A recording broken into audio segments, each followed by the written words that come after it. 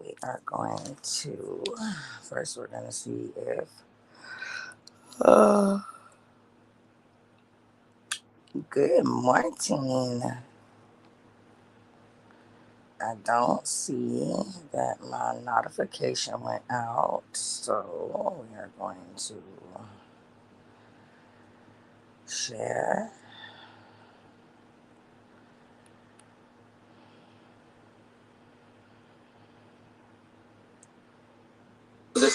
Whoa. Pause. We're not ready yet. There's nobody here yet. I have to wait for people to get here first. There she is. Hello, beautiful. My mama Terry. Hello, member. My mama member. My member mama. Good morning, everyone. Everyone, please share this live if you can. Tell a friend to tell a friend to tell a friend that BAM is live. We are really just going to I've had this playlist made, y'all, like for the longest time, and instead of coming out being on some messy drama shit, I really wanted to let people hear, what's going on around my city, what I've been supposed to do this for y'all. So basically what we're going to do today is we are going to listen, and I'm going to do commentary on things that is going on in my city. A lot of people tell me that they like when I do this. I get emails about this a lot. Bam, when you're gonna do this, da da da da. And I do have some things planned for my members. Members only. Y'all will be getting exclusive lives. As far as I will be doing like the little makeup and wig tutorials, and lashes and stuff like that for for my regular supporter subscribers. But for my members, y'all will be getting exclusive um y'all would just be getting exclusive content. Trust me, y'all are gonna love it. Y'all are gonna love it. I have so much stuff planned. I have so much stuff in the workings that I'm trying to do. So y'all just bear with me, bear with me, bear with me. We will be getting this stuff done. Mama Terry, if you are here and you have the time, just keep your eyes on the chat. Now, shout out to Unspoken. I was on her panel this morning. Shout out to her. So there may be new people coming in.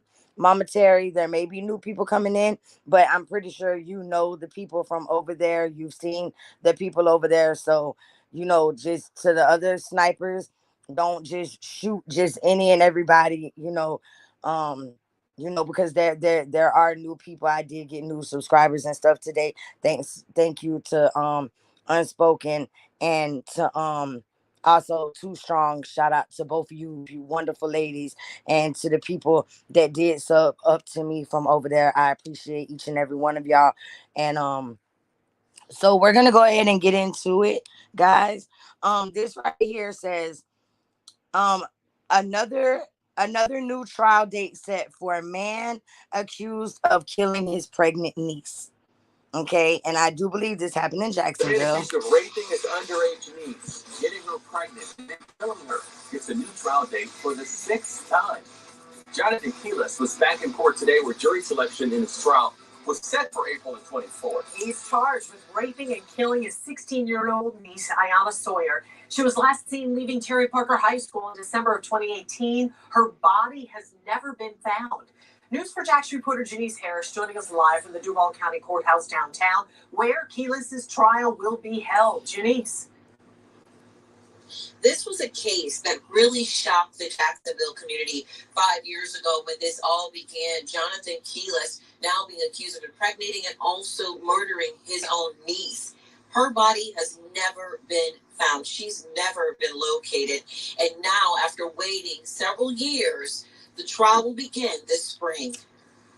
It's been 5 years since then 16-year-old Ayanna Sawyer was last seen alive leaving Terry Parker High School. Freebird. Her uncle, Jonathan Keelis, has been charged with Zane. Hey, boo. after her diary entries and other evidence revealed an intimate relationship between the two. Keyless walked into court today with a brief smile on his face, wearing a jail jumpsuit. For the sixth time, a trial date has been set. Before now, we have seen Keyless on body cam footage being interviewed by police during the search for Sawyer and during his arrest. This year, Sawyer's family will get one step closer to a trial. The final pretrial is set for April 19th. Jury selection is set for April 24th. After the criminal trial ends, Keyless will be back in court for a wrongful death lawsuit that has been filed against Keyless, Ace Pick Apart, his former employer, and AB Car Incorporated for wrongful death, battery, negligence, interference with a corpse, and or evidence. And specifically dealing with that civil lawsuit, we've heard from the attorney representing the family. In this statement from their attorney, John Phillips, he says, "The family and I are grateful to the state attorneys and look forward to the criminal trial of Jonathan Keyless. We are simultaneously seeking justice in the civil courts where Mr. Keyless recently took the Fifth Amendment to avoid tough questions about Ayanna Sawyer. We hope the trial can move forward to help with some degree of closure for this family." Again, that coming from the attorney, John Phillips. It's important to note that in addition to the civil trial and also to the criminal case, there's also been a family court case. We have learned, according to court records, that Jonathan Keyless's now ex-wife did divorce him last year and has 100% custody of their children. Reporting live at the Duval County Courthouse, Janice Harris, Channel 4, the local station. Janice, we understand this is not the only case against Keyless involving an underage girl. Yes, we have found out in court records that he has actually been charged with sexual battery for another girl as well. Joy? All right, Janice Harris reporting live tonight. Janice, thanks. Okay, so before this next video, well, wait a minute. Whoa. This is not how this is supposed to go. Hold on, guys. Okay, let me take this out. Let me take this out. Take this out. Okay. Sorry, y'all. I didn't have this. I thought I had added some more other shit to this playlist that wasn't supposed to be there. Okay, so from what we just heard, for the ones just coming in, there was a man, and he raped his underage niece, and he got her pregnant, and then he killed her. Like, wow. I really don't know what to say about that. That's actually really sick. To everyone in the chat, I want y'all to know that if y'all come in and I don't like say hey to y'all or something, it's not because I'm ignoring y'all. It's just because I want y'all to hear what we're listening to. I'm just going over things that has happened and are happening in my city right now. So Freebird, Zane, my boo, what's going on? Mama Terry, Paul, what's up, love? Kels, hey baby, ooh ha ha. I said Paul, hey love, everybody coming in. Okay, so the next video is it says SWAT called to neighborhood after shots fired. JSO says, and this is what let's go. Them are gunshots, by the way. What you're hearing is gunfire. That gunfire rang out before SWAT arrived. No injuries have been reported. And Sky 4 flew over the Lincoln Villas neighborhood. You can see there is a large-scale investigation underway right now. News for Text reporter Marilyn Parker joins us live from the scene. Marilyn, SWAT left the scene right now, but what have you learned from JSO about what went down? So JSO won't be giving us a briefing on whatever happened here, but we did learn that SWAT will be trying to get a warrant for a house that's on the other side of this bend. It's hard to see from this spot, especially because we're pushed back to Tubman Drive South. But take a look from Sky 4. We saw crime scene unit techs picking up shell casings on the ground. You can see multiple markers in the street and into the front yard of that house. A News4JAX viewer told us multiple vehicles and homes were hit by that gunfire, but again, no injuries have been reported. Now here's a look at some video we shot as soon as we got to the scene. You can see heavy SWAT machinery just moving through this neighborhood. It's unclear right now if any of this was used in their investigation. We saw 2 SWAT vehicles and their machines again shortly after we got to the scene. We also saw a crime scene unit van on the scene with multiple detectives walking in the street. We were able to speak with a few neighbors who described hearing fireworks, and they say it went off between 10 and 12 last night. Take a listen. Tell me, what did you hear last night? I heard a big bang, bang, bang, like it was somebody shooting into a metal box. Oh, shit. Sorry, y'all. Again, JSO told us they won't be giving us a briefing on this situation. Neighbors tell us they are still concerned. Even though no one was injured, they say they heard a lot of gunfire. Would give them a little bit more comfort to know exactly what took place. And oh just my a few God. minutes ago, we saw units from the K9 unit with JSO. They brought the K9 out here and went underneath. Hold the on. back Hold around on. that bend. Fuck Not that. Exactly sure Hold what on. they were able to find. Hold on. Okay, pause. Y'all, I'm looking on News4JAX. This right here says, hold on, pause. It says, shocking video shows toddler carrying loaded gun outside a Indiana apartment. Dude, hold on.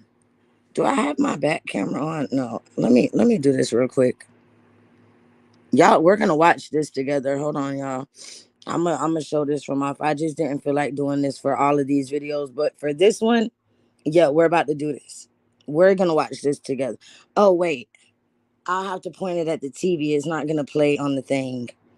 Y'all seen it? Okay, so if y'all seen it, then we could just listen to it because I haven't seen it. So I want to watch this real quick. A toddler seen playing with a gun. The video's gone viral. It's difficult. Holy shit! This incident happening in Indiana.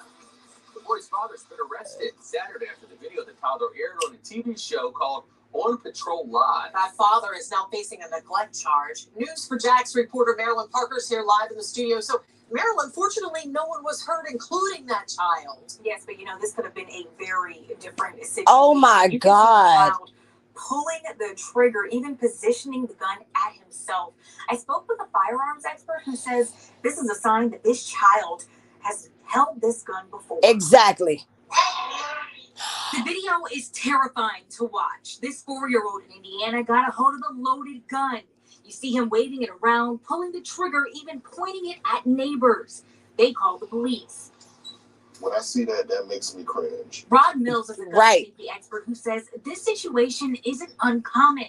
It could have been avoided. The parent failed in being upset Hey, XX. by keeping their child away from the gun and not maybe teaching the child gun safety rules. Earlier this month, a 6-year-old boy shot a teacher in Virginia. Wow. His mother could face charges. Locally, a trial has just been postponed for a mother charged with aggravated manslaughter after her daughter was accidentally killed when she handed a gun to her mother. We've covered 5 other accidental child deaths from 2019 to 2022. What about my 6-year-old nephew? In 2019, a 2-year-old shot himself in the head. His mom was sentenced to 7 years in prison for negligence. In 2020, another 2-year-old was killed by an accidental gunshot wound. No one was charged. There were 2 in 2021. Both children were 6 years old. My nephew One was charged with negligence in one of the cases, but not in the other. Yep. Then in 2022, a 3-year-old boy killed himself with a gun found in his house. Someone there was charged with negligence. The gun was found at the scene with 15 rounds in the magazine. Wow. None in the chamber. Thankfully, this 4-year-old is okay. His father was arrested and charged with negligence. Wow. Okay. Now, do y'all understand why I'm so big on parents keeping firearms away from their children. If you're not going to, okay, I'm gonna say this, and I want to say this correctly, because this is something that really bothers me. Because yeah, some of y'all know, some of y'all don't know about my 6-year-old nephew. They just talked about when it said 2 6-year-olds, one was charged in the one's death and one wasn't. The boy was charged in my nephew's death. But anyway, we're not gonna talk about that. Um oh child, I need a cigarette. Oh shit. That fucked me up. I didn't expect to, and then the video that I just seen was outrageous. That video was crazy. No, on all iPhones, there is no more live chat option. For some reason, yeah. Thank you, XX. I'm glad you said that. For some reason, if you have an iPhone, you can no longer hit live chat. Do you have an iPhone, XX? Do you have an iPhone? Because I think it's only on iPhones. If you can hit live chat, put a 7 in the chat.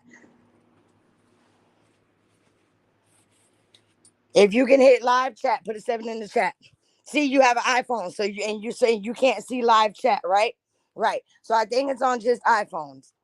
On iPhones, you can't get live chat no more. On iPhones, you can't get live chat. So I'm not sure what's going on.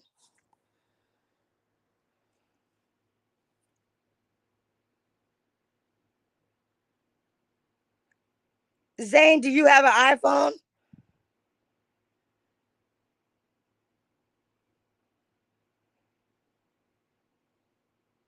You must not have an iPhone. I'm not sure. I'm not sure if we still see all comments or not. See, you don't see Zane don't have a iPhone, and so they can see live. They can still see live chat. Okay, so that's that. We'll get back to that later. These parents need to learn how to parent their children. Exactly, Mama Terry. Now, this is why I'm so big on the whole gun thing. Okay, I feel as if you're and like they said, and me watching the video myself, that child has definitely picked that gun up and played with that gun before. That's just it's plain to see that. I don't care what nobody says, you could tell that that child has actually picked that same gun up and played with that gun before. This is my thing. They said that baby was how old, y'all? 4 years old. Okay, so at 4 years old, this is showing you that a 4 year old can pick up a gun. And Mama Terry, you don't have an iPhone though, do you? And he knew how to use it exactly. So my thing is this: if you're going to have guns around your children, even at the age of 4 years old, either you're going to teach them gun safety or you're going to end up burying your baby. And that's just facts. Either you're going to teach them gun safety. And let me tell y'all something. These kids these days are very smart. They understand. So obviously, this baby has seen the daddy pick this gun up and whatever the case may be, or anything like that. Let me tell y'all something. Children, they watch what we do. They pay attention to what we do, guys. Our children watch us and pay attention and they learn from us. We don't want our children to become a product of their environment. If I had a 4 year old child and I had a gun around my child, guess what? I'm taking my baby to the gun range. I'm gonna take my baby to class, or I'm gonna do classes at home or something to show my baby. You know, or like you don't do this. Well, probably not to a gun range. Maybe I went a little too far with that. Maybe I went a little too far about the gun range. Okay, so I'm gonna take that back. I wouldn't take no 4-year-old to a gun range, but y'all understand what I'm saying. Now I'm gonna say at the age of maybe like 6, 7, 8, 9. Like, yeah, I take my baby to the gun range then, but not 4. Not 4. But a parent doesn't need to be reminded to lock up your gun, though. That's so irresponsible, Mama Terry, and that's a fact. And that's what I was just about to get there. That's absolutely true. Because if you're gonna have a gun inside of a house and you have children, I agree. And video games these days aren't helping with that either. I'm getting there too. Y'all are great. I love y'all. Y'all are awesome. And I'm glad that y'all are here and y'all are, speaking out on this, because I know, some people have kids, some may not. But even if you don't have kids, you can still learn something from this. Because it's fine. But teach them. Hi, lovely woo ha ha. So my thing is this: if you are going to have a gun in a house with a child, it is your responsibility as a parent. Can't stay. I will catch replay. Thank you, lovely.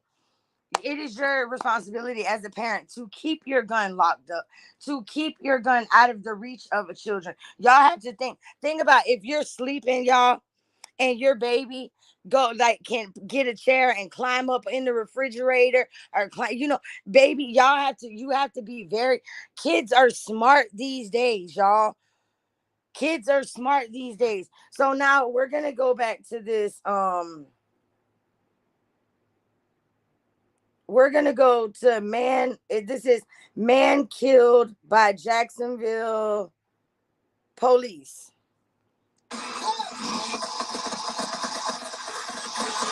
That's newly released body camera video showing Jacksonville. Now, this part is gonna be a little touching for me because this is the man that killed my friend.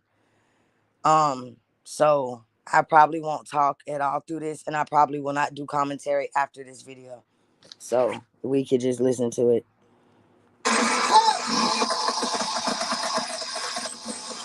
That's newly released body camera video showing Jacksonville sheriff's officers shooting and killing a murder suspect while trying to take him into custody.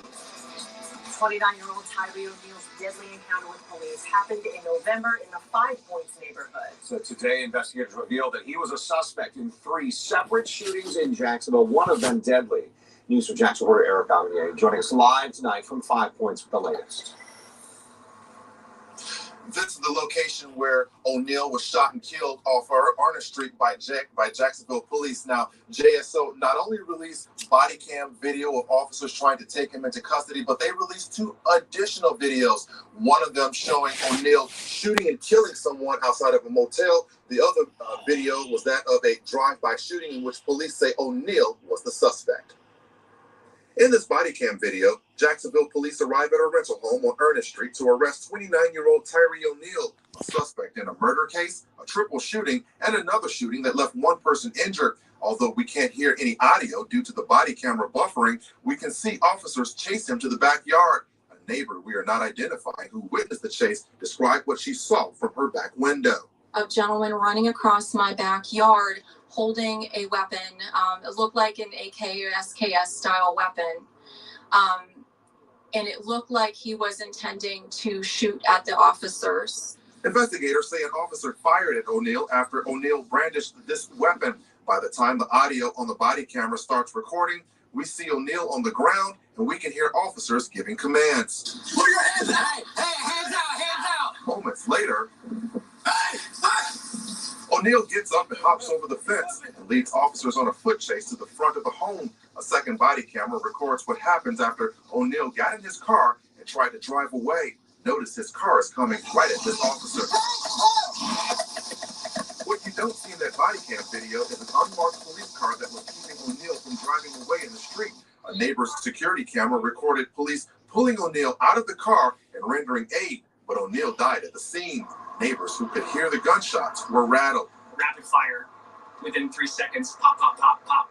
definitely sounded like an automatic weapon of some sort. It's rapid gunshot. Yeah, it's pretty terrifying. Police say 2 months prior to this incident, a security camera at a motel on Youngerman Circle recorded O'Neal pulling an unarmed person from the passenger seat of a car. He has a handgun in his right hand. We paused the video because moments later, he shoots and kills the person at point-blank range. The victim was later identified as 33-year-old Samaj Billingsley.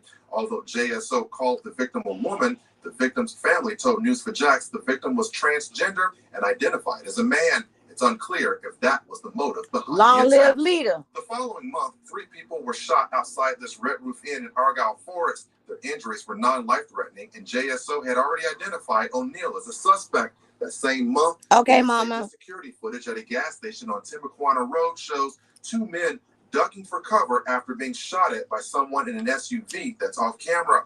One of the men returns fire. O'Neal was identified as a suspect in this incident after ballistics testing revealed the bullets used during this drive-by matched the bullets used in the killing outside the motel on Youngerman Circle. Months prior to those incidents, O'Neal had been released from prison after he was convicted back in 2012 on charges of grand theft, assaulting a pregnant woman, and burglary. Now, we did reach out to O'Neal's mother, but she was too upset to comment after the release of those videos. She did, however, say that she now has one son who was just released from prison, who is now dead, and another son who is still in prison. Well, I'm going to say this to his mama.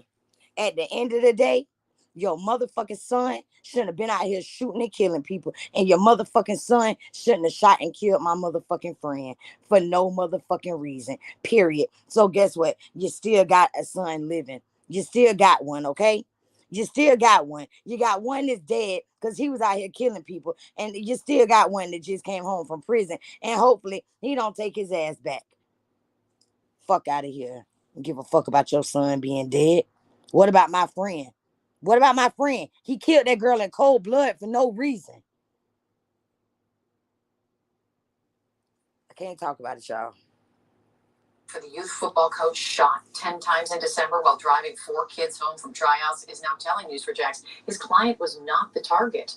Hey, 3,000. The SUV was injured, and 13-year-old Prince Holland was killed. News4Jax reporter Ann Maxwell spoke to the driver's attorney today. Mary, he said his client has been helping JSO with their investigation, and he's scared for his safety after surviving this shooting. As we reported yesterday, one person has been arrested in connection with this. They're in jail here, charged with murder as well as attempted murder. And the sheriff also said yesterday there are others who were involved. Today, the first domino in this violent chain has fallen, and it won't be the last. Monday, Jacksonville Sheriff T.K. Waters announced the arrest of Marcel Johnson, accusing him of being involved in the drive-by shooting that killed Prince Holland. The driver of the car that was hit, Jalen Burrows, was shot 10 times, according to his attorney, John Phillips. He's been in the hospital since this happened, December 3rd. And he's had 13 surgeries. The sheriff said Monday he couldn't share many new details about the shooting because the investigation is still underway. But he did say it involved 2 gangs called 3 and 320. This shooting was a culmination of escalating violence between 2 rival street groups. It was targeted, planned, and it was horrendous. The sheriff wouldn't say if the driver was the target. That's a detail in the investigation, again, that I don't want to share at this point. Phillips says he doesn't believe his client was the target. Jalen was not in that life. He says Burrows was involved in the youth football league and noted he didn't have a gun when the shooting happened. So are you saying your client was not in a gang, had never been in a gang? Yes. Did he know the shooter? I don't know I think he may have known the shooter years ago or knew who the shooter was. There's some information about that I can't release because it's still part of an investigation. According to Johnson's arrest report, the victim's vehicle had been chased by another car, which pulled up next to the driver's side at an intersection when the shooter opened fire. We also reached out to an attorney hired by Prince Holland's family today for comment, but have not yet heard back. Live downtown, Ann Maxwell, Channel 4, the local station. Okay, so that was a 13-year-old. Okay, wait, pause. Jacksonville's north side. Pause, wait. Okay, pause. Yeah, That was a 13-year-old boy. Yeah, you bam. You went in the membership live. I'm gonna join your membership short. Okay. Hey, Mr. Kitchen. Oh, wait a minute. Let me not say that. I might be a part of that email. Mr. Kitchen. Mr. Andre Kitchen. Because only, one person I know still calls you that, Mr. Kitchen. But hey, I'm just saying. Last time I changed, your name was 3000. But hey, who am I? I'm just a concerned neighbor. That was what we just heard was they were leaving football practice. Let me repeat that. Leaving football practice. 13, 14, 12, 13, 14-year-old kids leaving football practice. Mama Terry, you caught that shade? Oh, okay. Um, I'm just saying. I'm just saying. I'm just saying. Look, listen, I'm just saying. And somebody pulled up beside them and just started shooting and ended up killing the 13-year-old boy. Now, this just happened 2 days ago, what we're about to listen to now. 2 men and woman found dead after a reported North Jacksonville shooting. Now, wait till y'all find out what the fuck this was all about. When I found out what this was all about, I was like, OMG. So y'all just listen.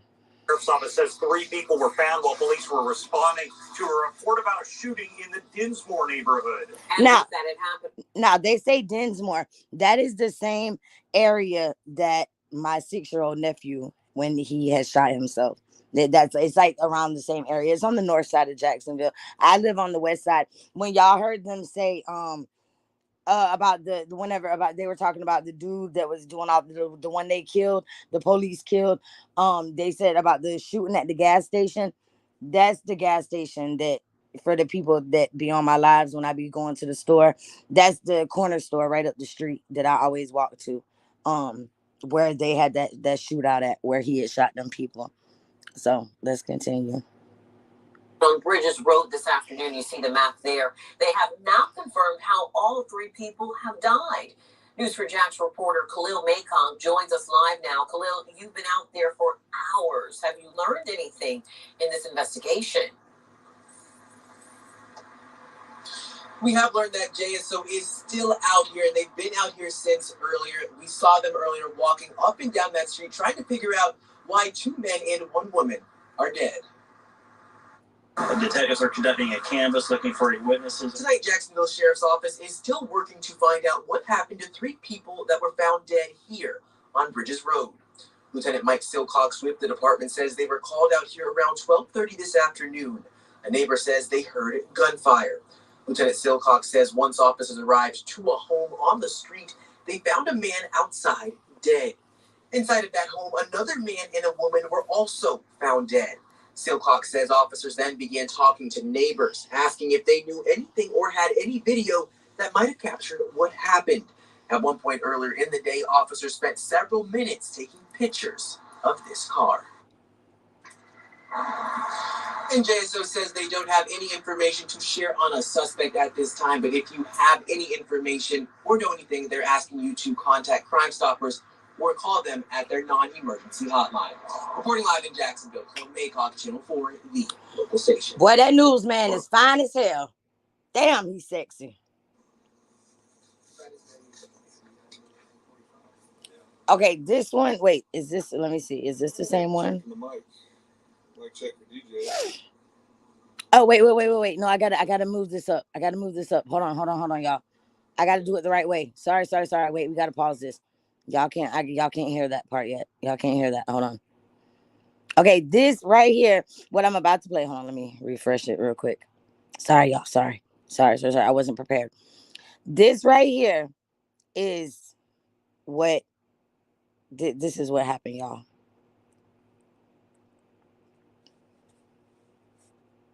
Staying with us here at 12:30. Here's what's happening at this hour. New at noon, we now know the names of 2 of the victims in a triple shooting Sunday on the north side. A family member tells us Gregory Merritt and Kenita Hardy were shot and killed in a home on Bridges Road. Hey, Nikki. A 63-year-old man and a 58-year-old woman were found dead inside the home. Working to figure out if those 2 names are the 2 that were inside the home. There was also a 44-year-old man found dead in the yard outside. So Jacksonville Sheriff's Office says 18-year-old Darius Jones now charged with 3 counts of second-degree murder in that shooting. Family again tells us Jones is the grandson of the victims, Merritt and Hardy. So it appears that the 2 names we now have might possibly be the 2 people that were inside of the home related to the person charged in the shooting. So what they're saying is the grandson is the one who killed the grandparents and the person that they found in the front yard. Ain't that crazy, y'all? That's crazy, right? That's fucking crazy. That's crazy. This is all happening. Hey, baby cakes.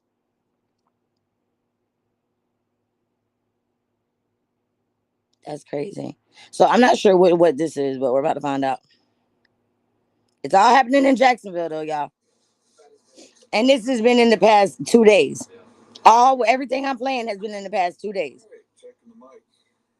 Checking the mic, because I'm a dumbass JSO officer. Mic check. You got it? And I don't know how to do my job. Okay, hold on. Say what again? You said, wait, say that again. What about it was the grandson that killed when it said, remember the first one we listened to, it said there was 3 people found dead. A man was found outside in the yard and 2 people was found dead in the house, a man and a woman. And they were they said that they were taking pictures of that car, and they showed a nice ass car. Looked like a dope boy car. But anyway, that's not what we're here to talk about. Lulu, you be nice. Lulu, what are you doing? Trina said hi, Lulu.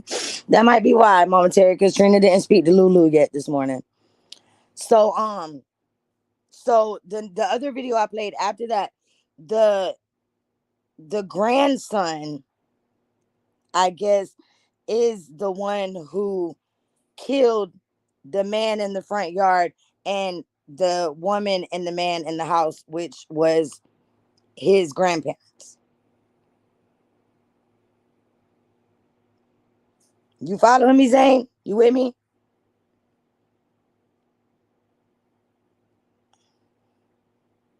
Miss 82, hey, my love. Okay, so you with me? Okay, now this what we're watching now. This one says 2 injured in separate shootings in Jacksonville. Okay, so let's see what this is about. Mic check. Check. We hear you, motherfucker. It's good. Turn it down. No, don't turn it down, because y'all are dumb and y'all don't ever talk up.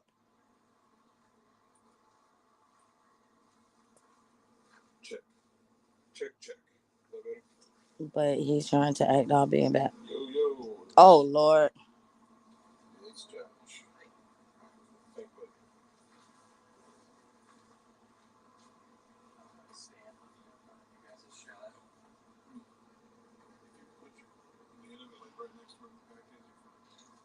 Oh, I got you. Thank you.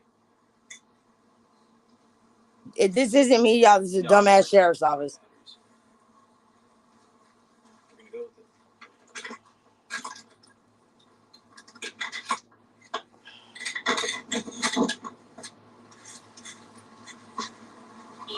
Are y'all gonna talk or not? Good evening, I'm Sergeant Barnes with the Jacksonville Sheriff's Office Violent Crimes Unit. This afternoon at approximately 4 p.m., officers responded to the area of 1200 LaBelle Street in reference to a shooting. Upon arrival, they located a 19-year-old male with a gunshot wound to his upper extremities. He was transported to a local hospital and has non-life-threatening injuries. The suspect in that incident is unknown and currently outstanding. The second incident is not related whatsoever to the first incident. At approximately 5:30 p.m., officers responded to 2200 Louisiana Drive East in reference to a shooting. Upon arrival, they located a teenage female with a gunshot wound to her torso. She was transported to a local hospital and she is currently in stable condition.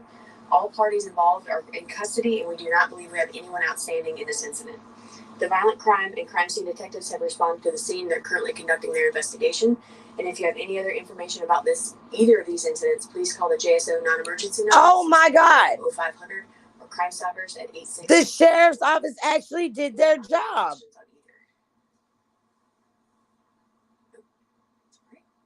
They did their fucking job. They did their job, guys. Well, okay, this one says, one woman dead, another seriously injured in early morning shooting.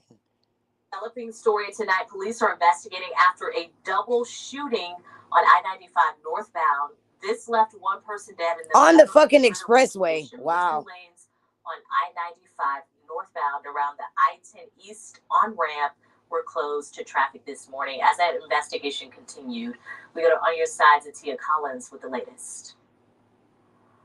JSO is investigating a homicide that occurred here on I-95. Now you can still see the crime scene units here behind me. Police say they received several calls about a shooting around 2:45 this morning on I-95 northbound. Once police arrived, they located 2 females inside a black sedan.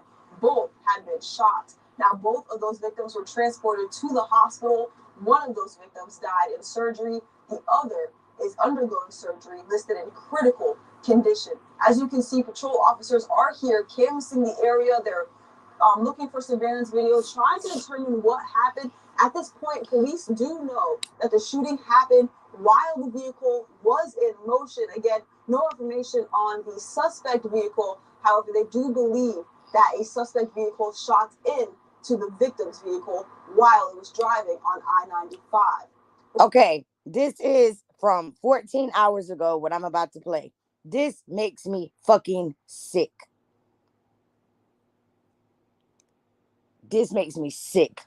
Anti-violence activists they're calling for city leaders and community members to help solve the crime issue in Jacksonville. So far this year, there have been 11 homicides. We're not even 3 weeks into 2023. And in the past 15 minutes, the sheriff's office told us about another shooting that happened just before 6 o'clock tonight.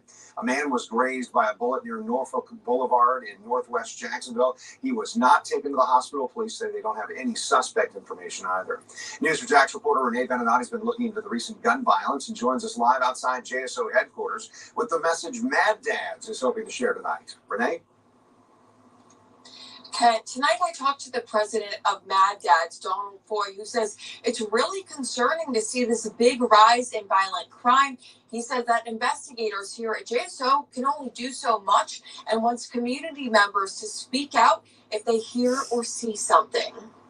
The string of gun violence has the city of Jacksonville on high alert. Within 3 days, JSO has reported at least 5 people have been killed in shootings. We brought those numbers to Donald Foy, the president of Jacksonville's Mad Dads. What's your reaction to hearing about all of these recent shootings over the weekend and into this week? I'm sad. First of all, I'm sad. But I'm not surprised. Most recently, Wait. a Wait a minute. I'm mad, but I'm not surprised. Are you fucking kidding? And let's continue. To 2 people being shot in the Sherwood Forest neighborhood Monday. Early Sunday, 3 people were murdered at a home on Bridges Road. JSO says 2 women were also shot while driving along I-95. Foy says he's concerned that violence in the city is escalating. Jacksonville is letting it go on, so it's going and getting out of hand. So it's our fault. It got out of hand 20 years ago. Wait a minute. So it's our fault that there's people out here killing people for no fucking reason. It's our fault. So it's my fault that them 2 ladies was on the expressway driving wherever they were going, and and somebody pulls up beside them and shoots them, and one of them dies. That's my fault. That's my fault. That's what he just said. Listen.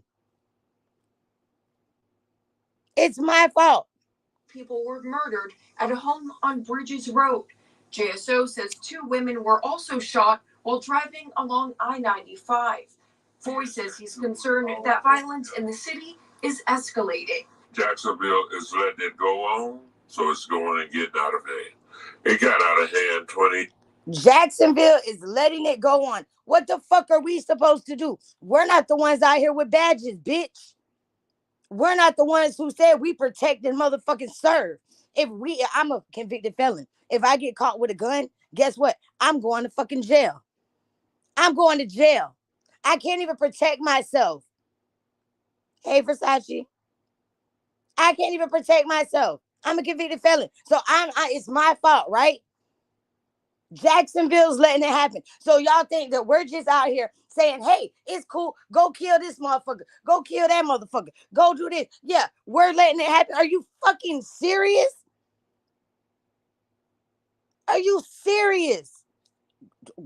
Years ago, we haven't been able to get a grip on it. Through the pain, loved ones have held marches and rallies calling for justice. A needless, senseless victim of gun violence that plagues our community. Law enforcement also vowing to crack down on criminals. But what is the solution? Foy says this. The only answer and the remedy to it is, as I've stated before and before again, is that the community gets more involved to turn these individuals in. So we can get killed too.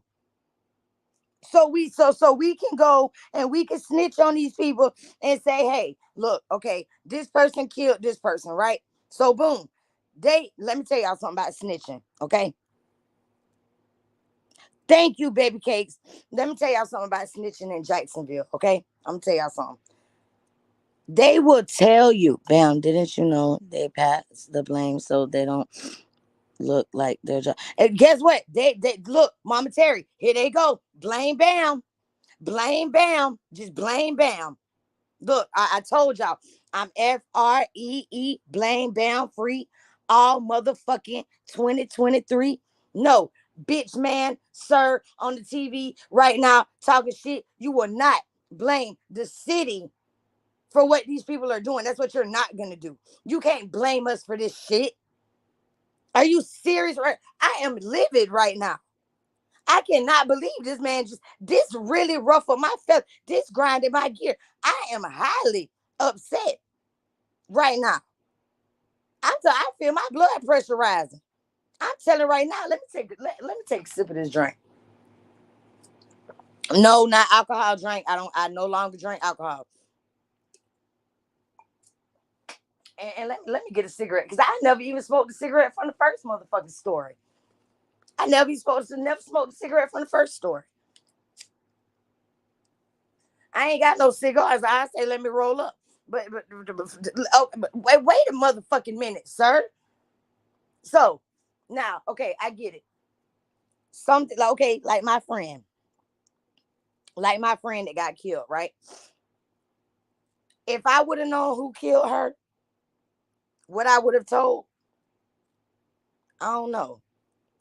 I can't say yes or no because I know that if I know that if somebody else would have known, I would have wanted them to tell.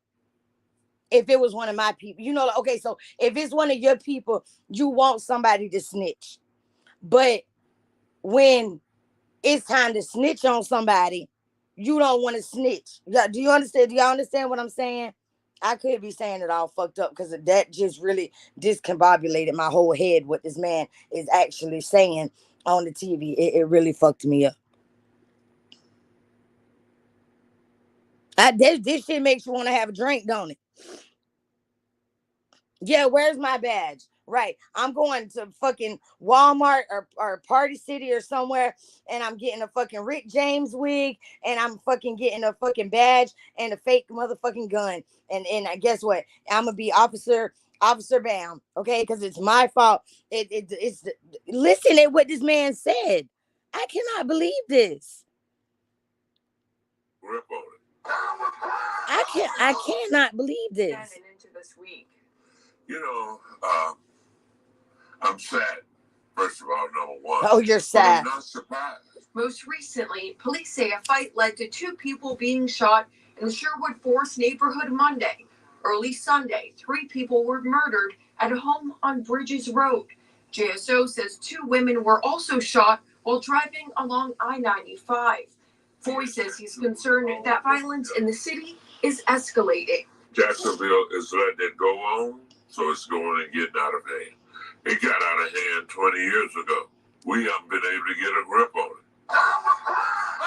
Now, Jacksonville's letting it get out of hand, but it got out of hand 20 years ago, and y'all ain't been able to get a grip on it. So it's still Jacksonville's fault? Kels, what don't you understand, baby? What you don't understand, Kels? You want to come up for a second, Kels? Let me drop the link. Just in case anyone wants to come up. I just want to hear other people's motherfucking... This shit's... I can't even talk right now. I can't even fucking talk right now. That shit's got me flabbergasted. Where your lashes at? Because we laughing at you. It's got you flabbergasted. No, baby cakes, let me tell you who this man is. He is a man who is supposed to be out here standing up for it's a thing called Mad Dads, right?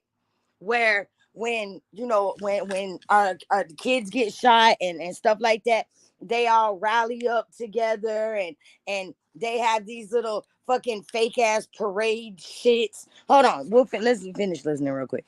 Through the pain, loved ones have held marches and rallies calling for justice. A needless, senseless victim of gun violence that plagues our community. Law enforcement also vowing to crack down on criminals, but what is the solution?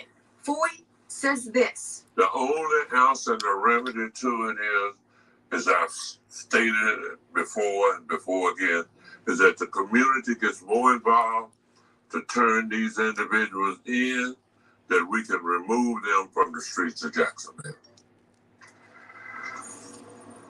If you have any information about any of these recent shootings, call the Jacksonville Sheriff's Office here or Crime Stopper. Now, this is my thing. Okay, Kels, I get it, and I'm gonna try to. I'll try to explain it, in a better way.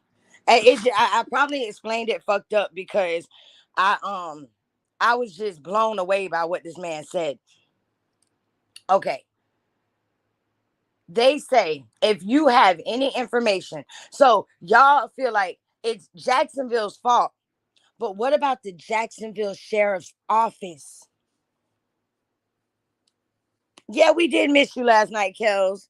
We had a good time. What about the Jacksonville Sheriff's Office? What about the boys in blue? What about bad boys, or what you're gonna do? Motherfuckers, what about them? Y'all want us as the community to solve murders. So what? Y'all are just supposed to sit around and fucking eat donuts and drink coffee while we're out here jeopardizing our fucking lives trying to find out who's killing people so we could be next on the motherfucking hit list? Is that what you're saying? The only way it's gonna stop is if the citizens find the murderers. Wait, what? Okay, Kels. Now, the thing with snitching. Okay, so people run around saying, "Oh, snitches get stitches and found in ditches and blah blah blah blah blah." If one of my people get killed and somebody knows about it, I'm gonna want them to tell who killed my people.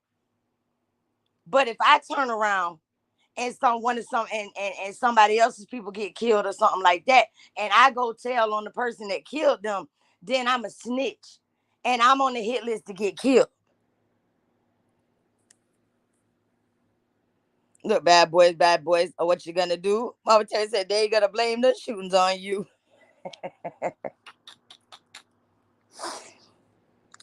I missed y'all too. I had some business to handle. I heard it was off the chain though. Yeah, Kels, we knew that you was giving up. You was giving up some of that good kitty to your husband. When I text you, Kels, and I asked, was you coming? Because we were live, and we were, because it was only certain people there anyway. So it wasn't like, I was telling your business. But when you text me back and you was like, I'm doing something for my husband, I told Lovely and Mimi And Mama Terry, then I was like, well, Kel said she's doing something for her husband right now. So, and we were all like, yeah, we know what she's doing for her husband right now.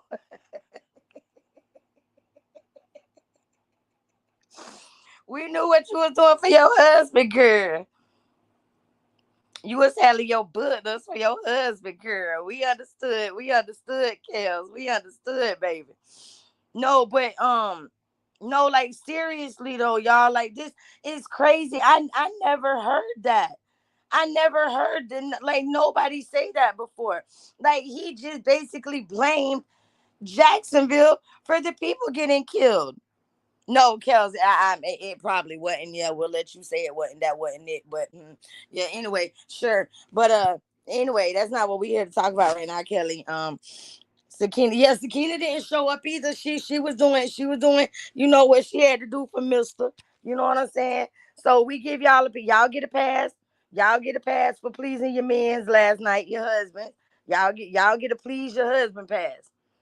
Y'all get to please your husband pass. That's what y'all was doing last night. Pleasing your husband. So y'all get a pass. Cause who was eating coleslaw and who like that white stuff around their mouth?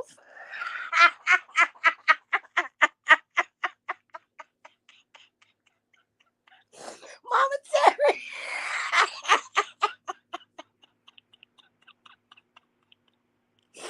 Wait. Oh my God.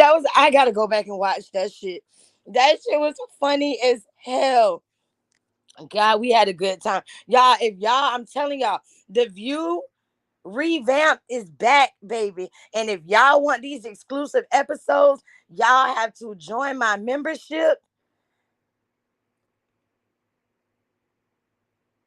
Yeah, Bev said Sakina was getting her ankles held up. Oh my God, I'm crying, y'all. I just had to take my lashes off. Oh my God, that is hilarious. Oh God, we call it ranch in Atlanta. Where is my Mimi at? Well, Mimi gave her Mimi. I was on the phone with Mimi yesterday. Mimi had to give her husband some lunch, a lunch special. Shit, he came home. She told me, "Bam, let me call you back." I said, "Girl, I know you finna get that man a lunch special." So, child, Mimi, I had to get off the phone with Mimi so she can give her husband a lunch special and shit too, child. So, hey, listen, I understand. I understand you ladies with husbands, baby. I understand you got to get it how you live, baby. You see what I'm saying? You got, yeah, the police can't make a blank statement and say it's the resident's fault. That's just ridiculous. I do think people should work with the police too. No cowboy. Hey, Mama Terry, hush. Please don't do that. Mama Terry, don't do that. No boots allowed.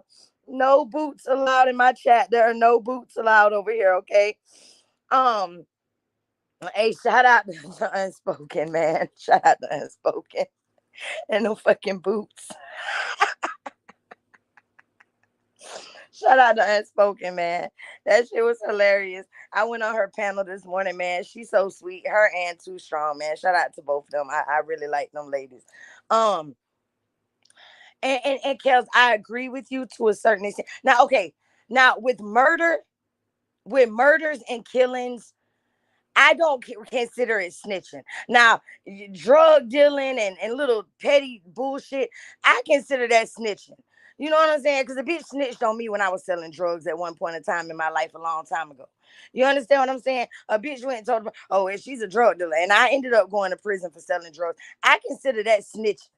Now, if somebody kills some of my people or some shit like that, or if I know somebody's people got killed, I'm gonna tell.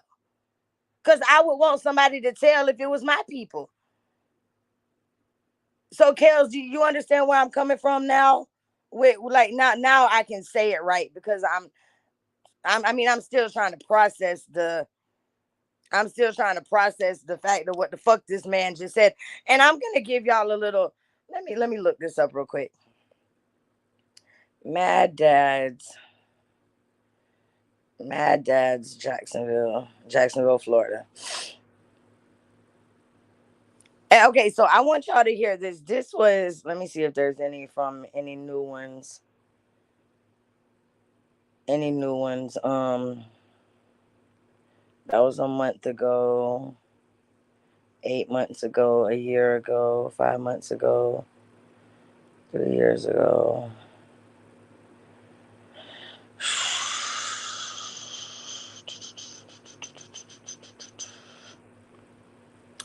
Well, the only one that's like recent is the one that I just played.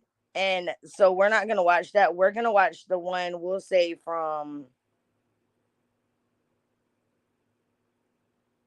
Wait, is this from.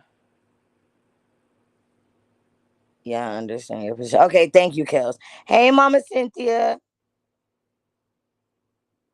Yeah, I know that's right. Okay, wait, let me see. Oh God, I remember that. I can't watch that one because that was my people when he got killed. That was fucked up. Um, certain one of these y'all, I can't. I'm not gonna watch them because I do know these people, and it is just real fucked up. Like just having to rewatch this stuff. It really it really bothers me. So we're gonna watch the one from a month ago. I just want y'all to like understand like what they allegedly stand for, and then what this man just said. You understand what I'm saying? Like this man just said some shit that it doesn't add up to what they stand for allegedly. You know. So let me find where I was just at. Hey, Bird Bird. Okay, this is from. Is that one it? Wait. Mad Dad teams up with. Wait, Mad Dad's partners. No, no, no, no. Okay, this one was from 3 months ago. This is the better one. Okay, here we go.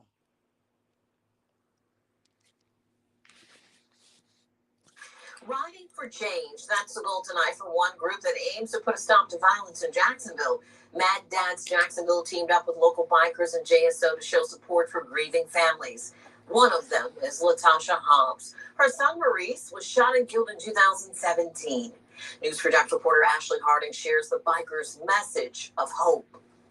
These bikes are quiet right now, but when they crank up, it is all about getting the community's attention and putting a stop to crime and catching killers and getting them off the street. And off they went with the hope of spreading the word about unsolved murders and showing support for grieving families. That includes Latasha Hobbs. Her son Maurice was shot and killed in 2017, just days after he turned 18 years old. It means a lot that we're not we don't walk this journey alone. At this point, I've been walking this journey for 2,067 days. Love is our only survival, and to see so much love poured in just means the world. The group. Whoa, Mama Terry, no, I haven't. Okay, do y'all heard I mean, Kels, I know you heard them bikes, girl. I know you heard them bikes, Kels. I know you heard them bikes, girl. No, but okay, so it's Jacksonville's fault, right? Y'all heard that man say it was Jacksonville's fault, right? So is it y'all's fault too? Because y'all allegedly jump on y'all's motorcycles and ride around the city and this, and that and hook up with the police. Y'all ain't getting no motherfucking murder solved. So what do y'all expect us to do? So that's what I'm gonna say to the city of Jacksonville, to my city, Jacksonville, Duval County, Jacksonville, Florida, Duval County. Can we all go and buy some police uniforms and get us some little pop guns and some badges and walk around out here and act like we're the fucking police? No, you know why we can't do that? Because then we're gonna go to jail for impersonating the officer. So what are we supposed to do? I'm a person, Mama Terry. Tell her Terry good conscience. Okay, Mama Cynthia, I'm sorry. I'm just really into this. Mama Terry, like the night that I was on my live and we heard the man get shot outside. Yeah, right, Mama Terry. I'll get shot. I'll fuck around and get shot. Y'all, I'm an innocent person. No, Kels. I'm not saying no. I'm not. Look, I knew Kels was coming. I knew she was coming. I totally agree with what they do, especially the for real bikers, the real bike clubs, like as far as what your husband does, Kels. Like because they're totally against uh kids getting killed, gun violence, men beating on women. Yes, they do a lot of great things. I support bikers to the utmost because them and car clubs are really the only people that I can say will come together in a big ass clique that can make themselves known. They can make noise. They can be seen. They can be heard. So yes, I respect what they do to the utmost. But what I'm saying is, for this man to blame the city of Jacksonville for for these people getting killed, is these biker men and these all these other people that are trying, but it's not helping. So you can't continue to blame us for what's going on in the city, where we can't just fucking what do you like I was about to say. I'm in my house doing a live stream, minding my own motherfucking business. And what do we hear, y'all, on the live? Pop, and then pop, pop, pop, right outside my fucking house. I'm sitting in the house on live. It's a man laying over here dying, damn near right outside my front door. What was I supposed to do? What if I would have been sitting outside? Was I supposed to walk up to that man and be like, hey, don't you shoot him? Like, seriously. What is the procedure when you got a fucking gun to your head? Huh? Officer? What's the procedure? Let me pull this up real quick.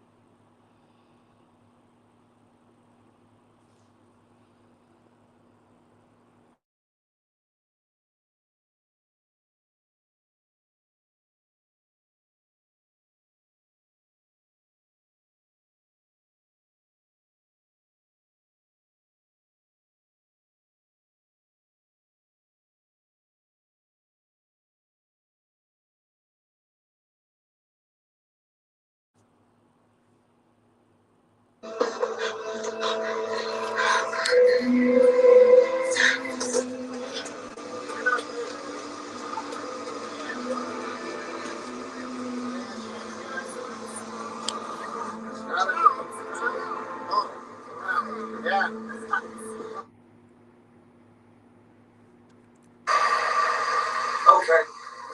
Okay. Why don't we take it from the top? I thought we covered everything. How well did you know the perpetrator? I just know Darnell from around the way is we live in the same projects. Frank, can you do me a favor? Just tell me one thing. We'll get out of here. Sure. What's the procedure when you're being robbed? Look, sir, I'm Stop. aware that Stop. I'm Stop. aware that I did. Now. What's the procedure? You're being robbed.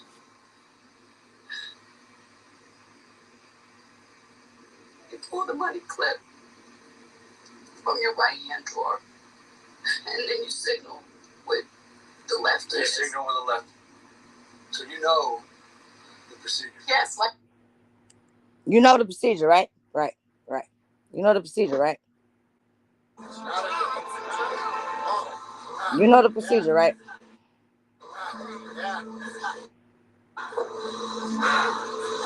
Why is it not playing? Oh, here it goes.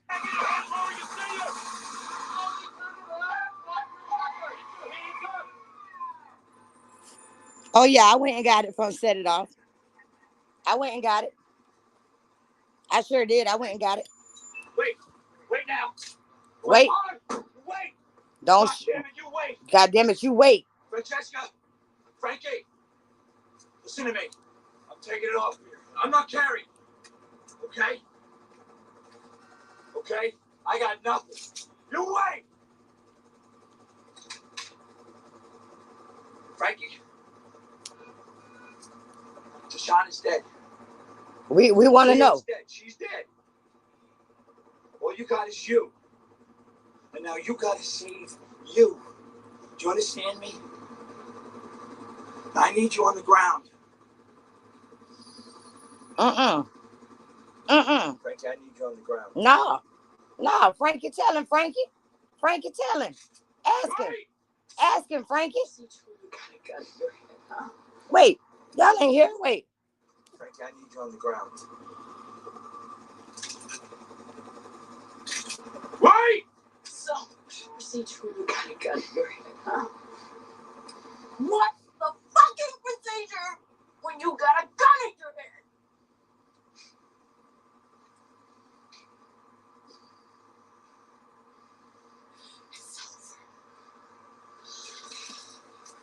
What's the fucking procedure when you got a gun to your motherfucking head? Huh? What's the procedure? Huh? Oh, y'all thought I wasn't going to get it? Now let me read Kel's comments. Oh, yeah, okay. Let me start right here. Okay, it was from Mama Terry. Oh, hold on. When you get youngsters that don't fight like a man and use a gun instead, a lot of innocent bystanders are gonna get hit, right? Hey, right, Kel's mine too. Kel says, yeah, he sounded ridiculous to blame the people of the city. His attitude doesn't make community groups want to work. Right, Kels. The police have to change their attitude about blaming the people. They should be trying to. That's right, Kels.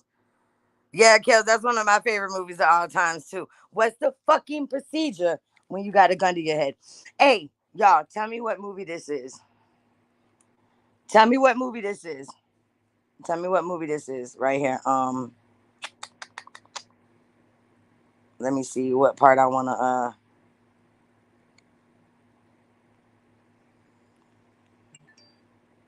hold on.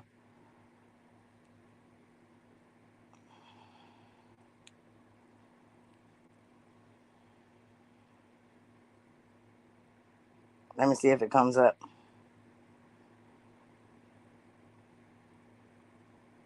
I might have to put. Why I put that in here and this shit, my live popped up. Okay, let me see.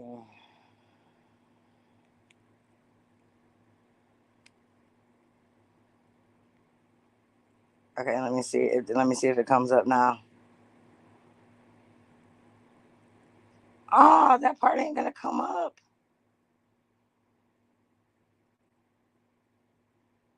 Okay, here's some of it. Okay, hold on. Let me see if it comes up. Damn, that's crazy that part. That's my favorite part too.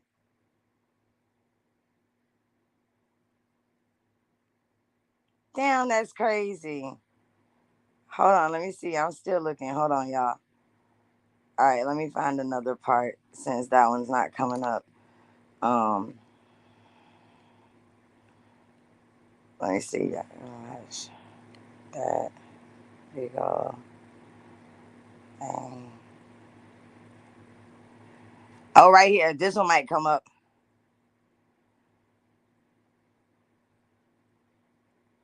Nope. Damn. Damn, my shit popped up again in the same thing. Okay, y'all just tell me what movie this is. Okay, let me go back up here. Y'all tell me what movie that's fucked up that they didn't that they're not showing that part. Y'all tell me what movie this is.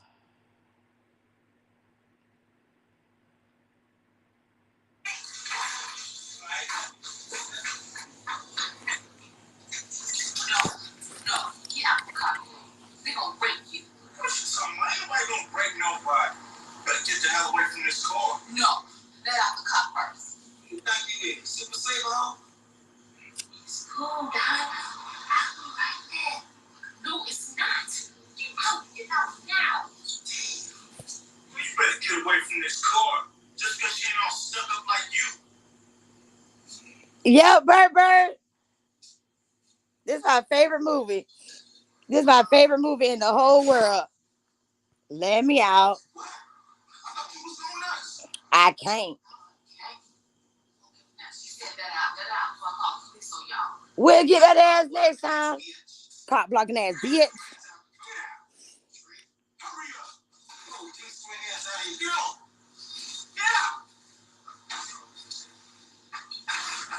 Wait, what? Let me see what is that? I want to see what this part is. Wait, what this is.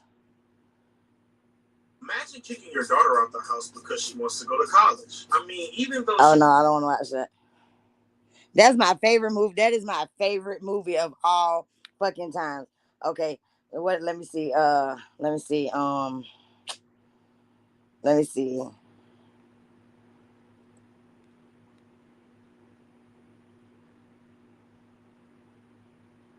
Y'all tell me what movie this is.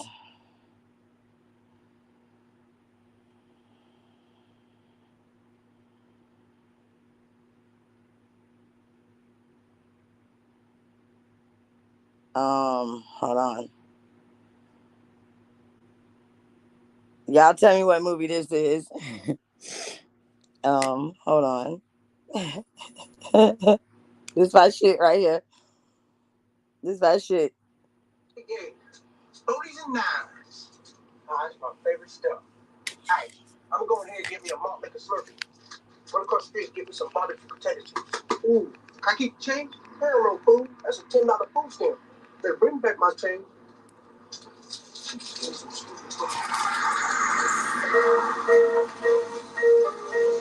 What's up now?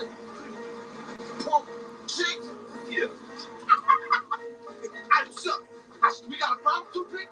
I said, do we have a problem? Huh? I got a problem, boy.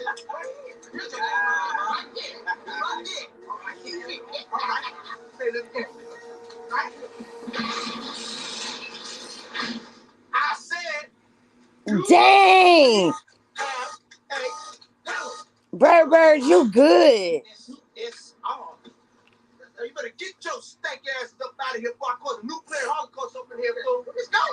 Oh, come on. Don't let me Hiroshima and Nagasaki. Oh, shit. Come back. Jay, bring your zipper behind on.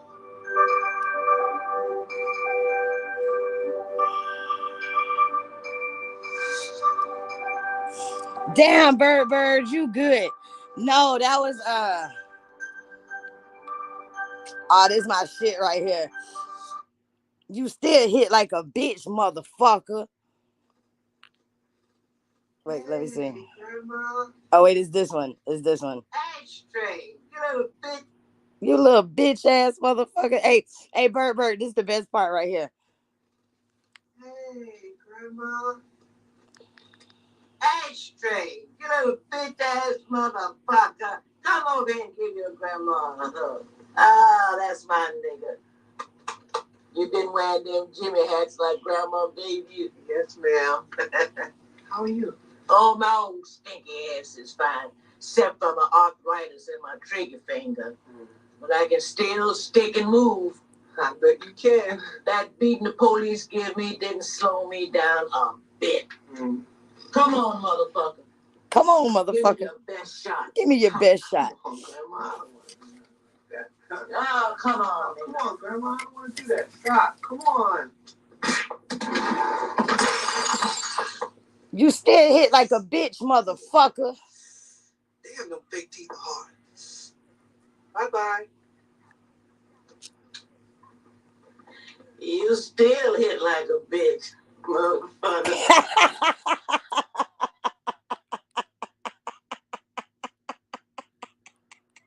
No, that's not Friday. That's Don't Be a Menace to South Central while drinking your juice in the hood. That's Don't Be a Menace to South Central while drinking your juice in the hood. That's my motherfucking movie. Hey y'all, this every time I hear this part right here, I think of Yvonne. It hurt me to wake up and see my beautiful black people suffer. Free. We was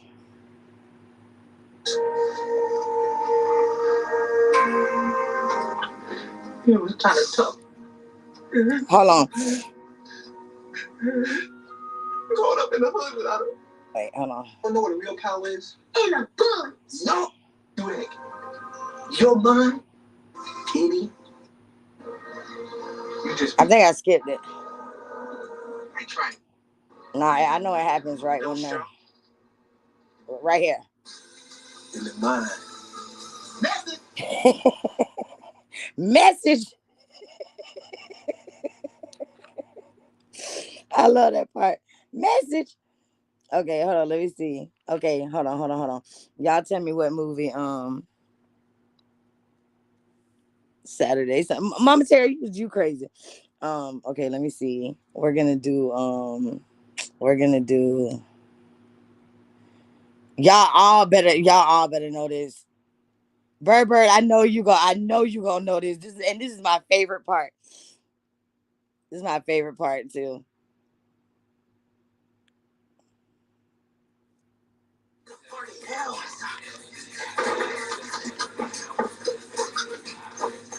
Hey!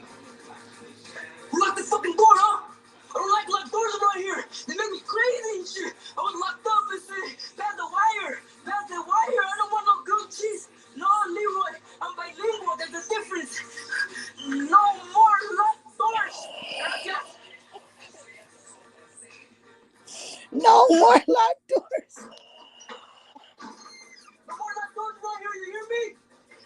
What you been eating, girl? Nothing but life here for you. I'm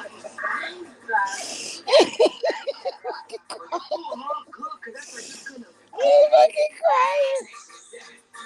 Wait, I'm fucking crying, bro. No more locked doors. I'm fucking crying.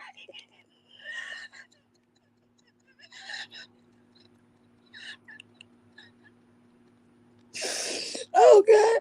Oh wait, this is a good one too. Oh yeah, this is a good one too. No. Oh wait, y'all ain't gonna remember that. Wait.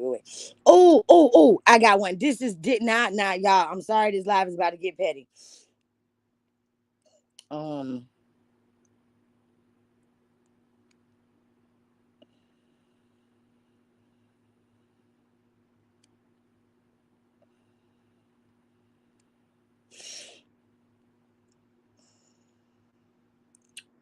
Hold on, I gotta find it. I think it was on this, wasn't it? I think that I might be wrong.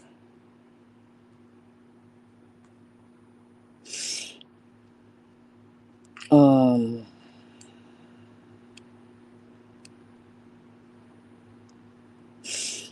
uh-uh.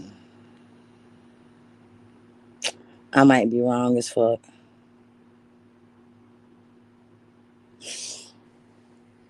Damn. What part does he say that on? I think that's hold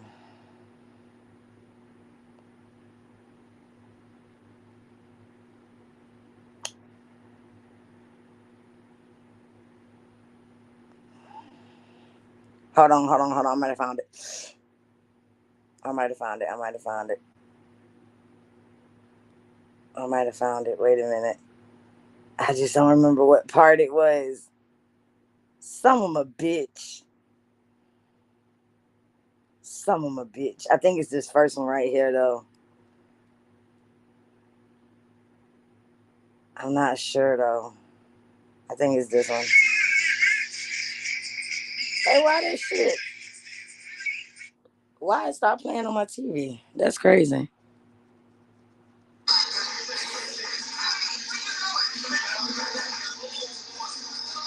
It ain't this part. It ain't that one. It might be this one. It might be this one.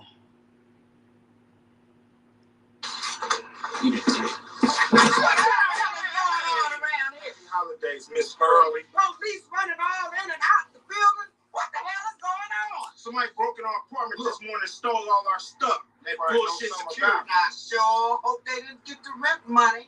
Cause you two niggas been ducking and dodging me for about 3 weeks now. Today, is the day you motherfuckers is gonna kick in. Why you always bring your ass up here with this shit? Yeah. Harassing us. With that big old wolf pussy. You come down here all the time smelling like that. Look, you don't even own the place. You just the manager. And I'm gonna manage to evict your skinny punk black ass on up out of here today if you two motherfuckers don't pay up your rent. Minister, let's get that lined up. Get that lined up. Hey, who got the mustache, y'all? Who got the mustache? They need to get that lined up. Petty. Petty Betty, Petty Betty Bam. Petty Betty Bam. Petty Betty Bam. Okay, let me see. What's another funny part in the movie? Damn, where Nunu at? Man, if Nunu was here, he'd be giving me all of them. Let me see. Oh. Let me see. Shit, hold on.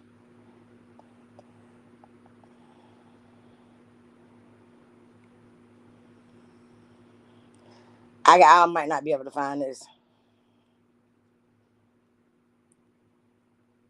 Yep, here it is. Yes, I found it. Y'all tell me what this one is.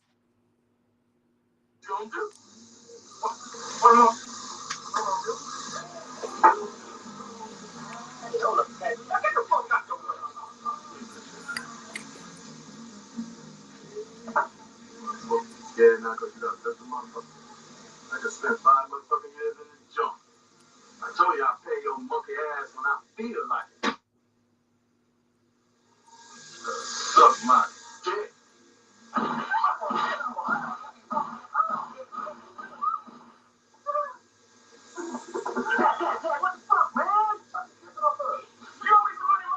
No, nigga, but here you go. Tat, man, what the fuck? You owe me some money? Nah, nigga, but here you go. Hey, that shit. Who knows what movie that was? Who knows what movie that was? Oh, that's what I wanted to play. That's what I wanted to play. That's what I wanted to play. That's what I wanted to play. I forgot, y'all. My bad.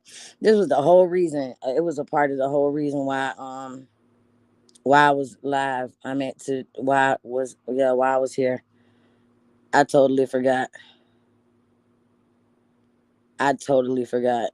Fucking dumbass. I think it's on here. Is it on this one? It's got to be on here. I just seen it. That was Menace to Society. Tat. What the fuck?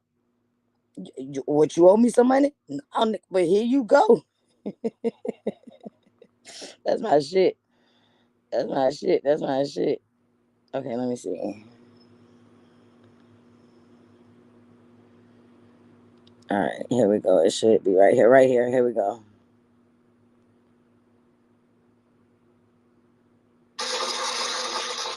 I'm using this video in fair use. This video is in fair use. Disclaimer, I do not own the copyrights to this video.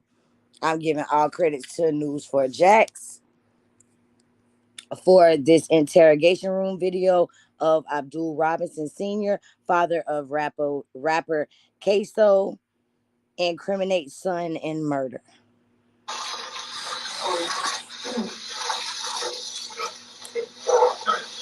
Mr. Robinson, again, Joel Cooper with the State Attorney's Office. Here to take a sworn statement from you. If you would, please raise your right hand. Mr. Robinson, do you swear to tell the truth, the whole truth, and nothing but the truth? Yes, sir. All right, you put your hand down. You understand that the oath you just took is just like taking an oath in court, and that if you lie in a material way, that is a felony. It's called perjury, punishable by up to 5 years in prison. You understand that? Yes, sir. Okay.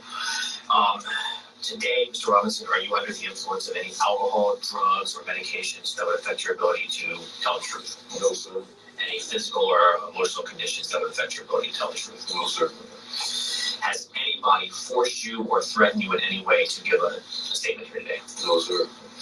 And you also understand giving these statements under oath freely and voluntarily that they could be used against you in your case. You understand that? Yes, sir. Okay. Do you need any more time to discuss anything with your attorney, Mr. Rockwell, who's also present?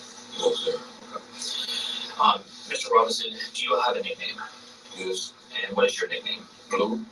Do some people also refer to you as Big Dog? Yes, sir. Now, in your case that you have pending involving myself, 20 CF 8261, there are multiple other individuals, co-defendants, that are also pending involving that matter. Is that correct? Yes, sir. And that includes one of your sons, Abdul Robinson Jr. Yes, sir. And what do you call him? Kareem. Karim? Yes, sir. And that's his middle name? Yes, sir. Does he also have other nicknames? Yeah. Do people sometimes refer to him as Little Blue? Yes. Do they sometimes refer to him as Crazy or K Crazy? Yeah, Crazy K. Crazy K. Okay. Hakeem Robinson is also your son. Yes, sir. And a co-defendant in your case. Correct? Yes, sir.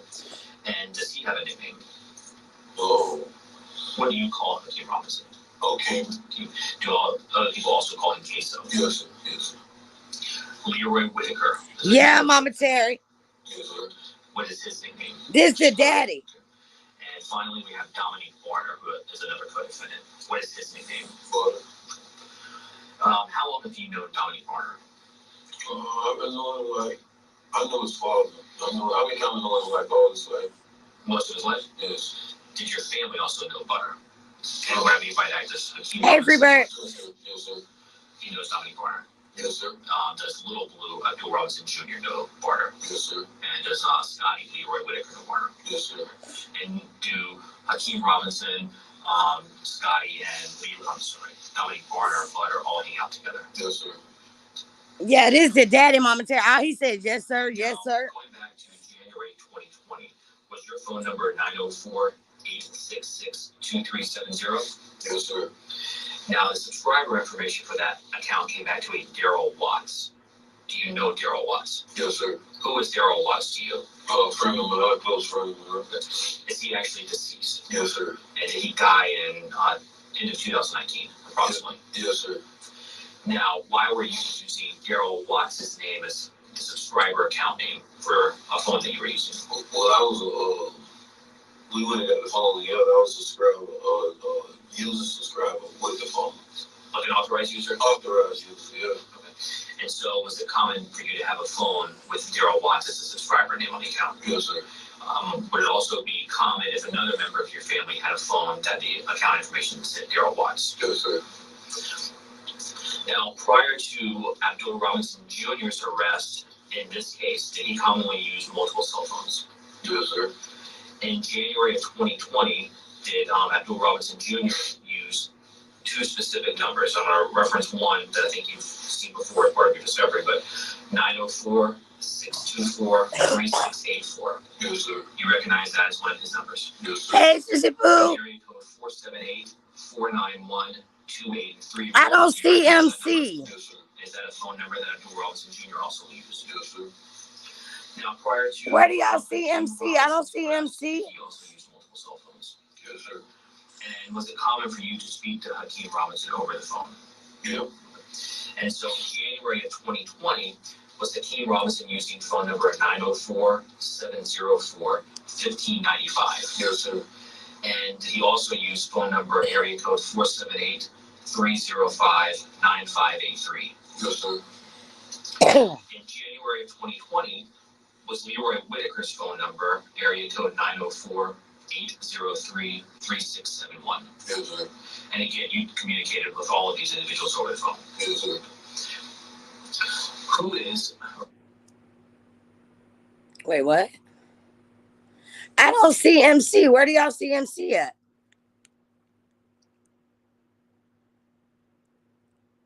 Did this just go out or something? Hold on a second. Oh, yeah, my bad. Who brought that song to your attention? Oh, great social media. She did the milestone. Did Hakeem Robinson know about the song? Hold on. Yes, sir. Did he ever talk to you about the song? Yeah. And how did he feel about the song? If I look at my phone, it's going to What take about me. Abdul Robinson Jr.? Did he ever mention the song to you? It's going to take me out of the interview. Oh, shit.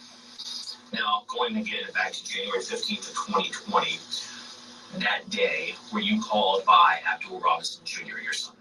Yes, sir. And was that from a number that you recognized as belonging to him? Yes, sir. What did he want? He wanted me to go pick up Scotty. Okay, and I know it's hard to just if you keep your voice up for me. Okay, But you said Abdul Robinson Jr. wanted you to go pick up Scotty. Yeah. Leroy Whitaker. Yes. Did you also get phone calls from Leroy Whitaker? sorry, y'all.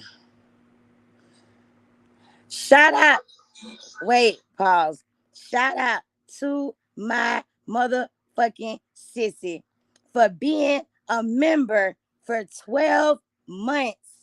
At work, can't type. Just wanted to stop and say, I love you, big head girl. I love you more, Sissy Pooh. Shout out to my Sissy Pooh for being a motherfucking member for 12 months. I love you. Thank you, baby girl. Y'all, I'm so highly pissed off about this live chat, top chat shit. I'm upset now. Oh, I didn't know Zane didn't have a wrench. Y'all should have told me Zane ain't have a wrench. Okay, let me get back to the interview, y'all. Sorry. I had to check.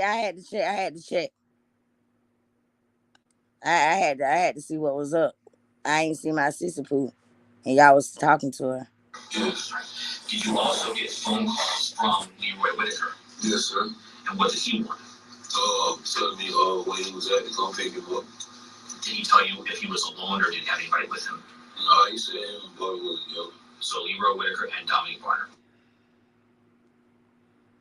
Y'all, that's not me stopping it. That's them.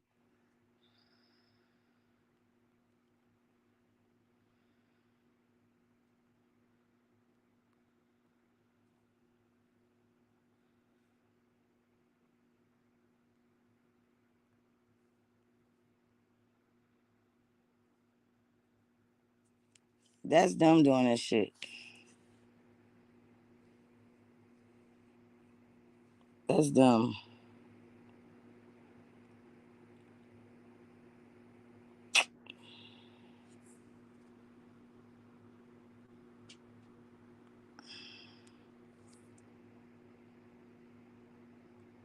I don't know why it's doing this.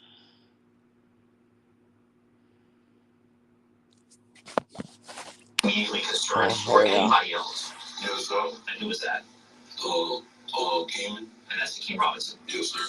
And why were you concerned for Hakeem Robinson? So I know that's their little friend circles. And he wasn't there. It was just them. And so is it common for Hakeem Robinson, Leroy Whitaker, and Dominique Barner to hang out together? Yes, sir. And so when he wasn't there, you were concerned for what might be going on with Hakeem Robinson? Yes, sir.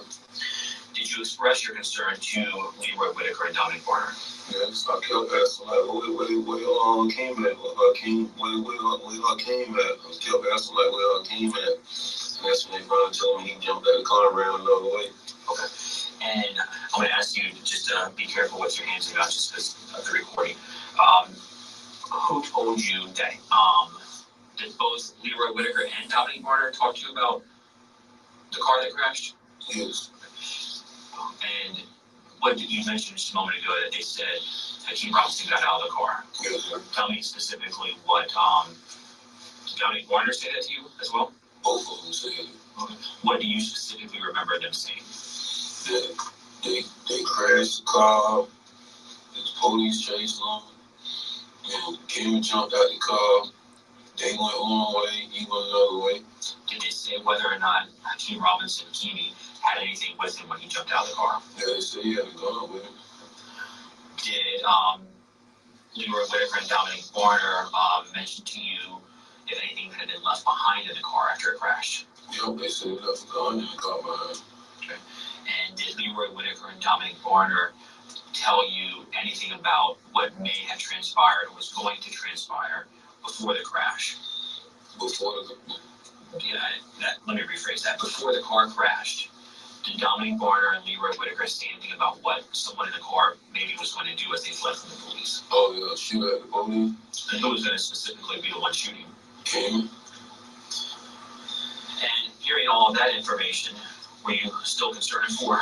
Yeah. For? Yeah, I was very much concerned. In addition to that information, Did you learn about being shot and killed? Yes, sir. And who told you that? Scotty explained to me that it was a guy that got shot. It was a little while back before this situation at a gas station that made the song. So Leroy Whitaker was explaining to you there was a person that had been shot once before? Yes, sir. And who shot him the time before?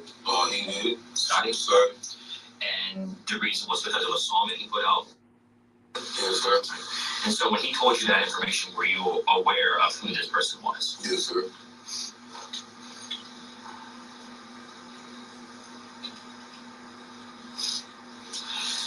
Having gathered all of that information, Y'all, that's them that keep stopping this shit.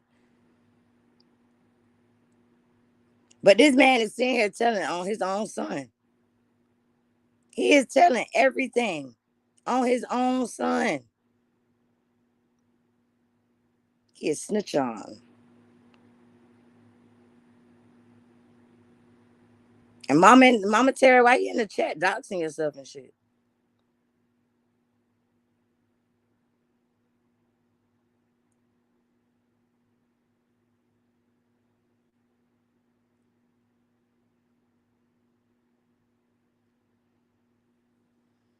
What did his son do? His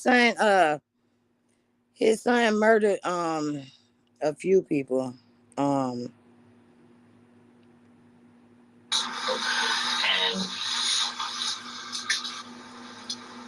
what questions or statements, communication, I guess, did you have with Leroy Whitaker and Dominic Warner about where Hakeem Robinson was located? Where he was located? Yeah. I asked him where he was at. I kept, pressing where he was at, and that's when they told me that the young lady had picked him up. Who told you that? Scott with Leroy Whitaker. And what lady are you referring to?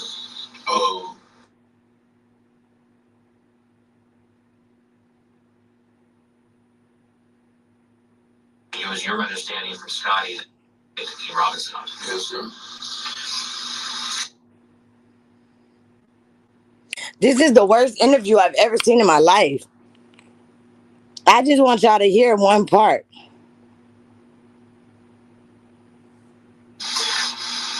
Did he have dreads back in 2020, January 2020? He's your son, so you're very familiar with him. Yes, sir. Wait, I think this is it. What happened? No, come on, Bam. No, you didn't. See the firearm that was used. Okay, here we go. Video that actually recorded. Here we go. This is what I want y'all to hear. The discovery in this case. That's a real story. And was that something that was posted by Hakeem Robinson? Yes, sir. When you saw that, were you upset? Yes, sir.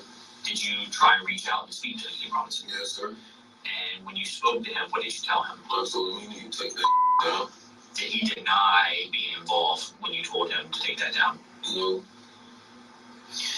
Now, as part of the discovery in this case, you've had an opportunity with your attorney to watch what I'll refer to as a dash cam video, a video that actually recorded the murder of Charles McCormick. Is that correct? Yes, sir. And you've watched that? Yes, sir. Now, when you watched that video, could you see what the shooter was wearing? Yes, sir. Could you see how the shooter ran? Yes, sir. How the shooter moved? Yes, sir. Did you also see the firearm that was used? Yes, sir. Now, when you watched that video of the murder of Charles McCormick, did you recognize the shooter? Yes, sir. Who was the shooter in that video? Hakeem Robinson. Your son, Hakeem Robinson. Yes, sir. And obviously he's your son, so you're very familiar with him. Yes, sir. Watched that video of the murder of Charles McCormick. Did you recognize the shooter? Yes, sir. Who was the shooter in that video? Hakeem Robinson. Your son, Hakeem Robinson. Yes, sir. And obviously he's your son, so you're very familiar with him. Yes, sir. Did you see how the shooter ran? Yes, sir. How the shooter moved? Yes, sir. Did you also see the firearm that was used? Yes, sir. Now, when you watched that video of the murder of Charles McCormick, did you recognize the shooter? Yes, sir. Who was the shooter in that video? Hakeem Robinson. Your son, Hakeem Robinson. Yes, sir. And obviously he's your son, so you're very familiar with him. Yes, sir. You're familiar with his height and his build. Yes, sir. You're familiar with how he walks and runs. Yes, sir. You've seen him move in music videos. Yes, sir. Did he have dreads back in 2020, January 2020? Yes, sir. Have you ever seen him wear hoodies? Yes, sir. Is that common for him to wear? Yes, sir. Have you ever seen him wear the hoodie with it pulled up over his dreads? Yes, sir. And did that look similar to what was captured in the dash cam video of the murder? Yes, sir. And again, as Hakeem Robinson's father, when you look at that video, to you, that is Hakeem Robinson. Yes, sir. When you watch that video, was there anything about the clothing that also stood out? No, it was the shoes, though. And what was familiar about the shoes? I had not seen the gray and white Jordans before. What who? Hakeem. Okay, so you've seen Hakeem Robinson with shoes that appeared to you to be the same as what the shooter was wearing? Yes, sir. Anything about the firearm look familiar to you? Yeah, it looked like I seen a video before. You believe you've seen that firearm on what? A video? Okay. What kind of video? Music video. Do you remember the name of the music video? Bang It Out. Now, when that music video was recorded, were you actually present? Yes, sir. And was Hakeem Robinson in that video? Yes, sir. Did Hakeem Robinson in that video, was he holding two different firearms? Yes, sir. All right. Do you recall what one of the firearms was? Draco. Right. And then the second firearm, was that could you describe it? What color was it? Black, short. And is that the firearm, the black short firearm in that video, that you believe to be the same or similar firearm that you saw in the dash cam video of the murder? Yes, sir. Now, since you were present for the filming of the Banging Out videos, were the two firearms, the Draco and the short black firearm Hakeem Robinson had, were they real firearms? Yes, sir. And did Hakeem Robinson have that short black firearm that was depicted in the video prior to the death? Okay, so let me break this down for y'all. Okay, so as y'all know, I do the Jacksonville Gang Wars, the ATK, KTA shit.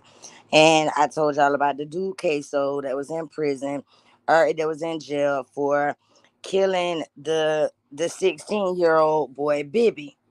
The one that, the who I smoke, Bibby, whatever. So boom. This is the dude. Okay, now Queso also, there's also a video. Yeah, his attorney sitting right next to him. But I need the back history because I don't get why he's in here with no attorney. Yeah, his attorney's sitting right next to him. In this interview, his attorney is sitting right next to him. Sitting right next to him. Yep. So now, and his dad, okay. So his dad used to be the dude Blue, the one who saw his name's Blue. He used to run with this dude named Smiley. Okay. My mama and Smiley was really, really cool. Like really, really, really, really cool. Right. So there was a big drug bust in Jacksonville. Like it's been years and years and years ago. And it happened at they were using a car, like it was called a CNC Enterprise. Um and they were like where it was like a where you get your car fixed or whatever, auto mechanic shop or whatever. And but what they was really doing is they was taking, and they had tow trucks.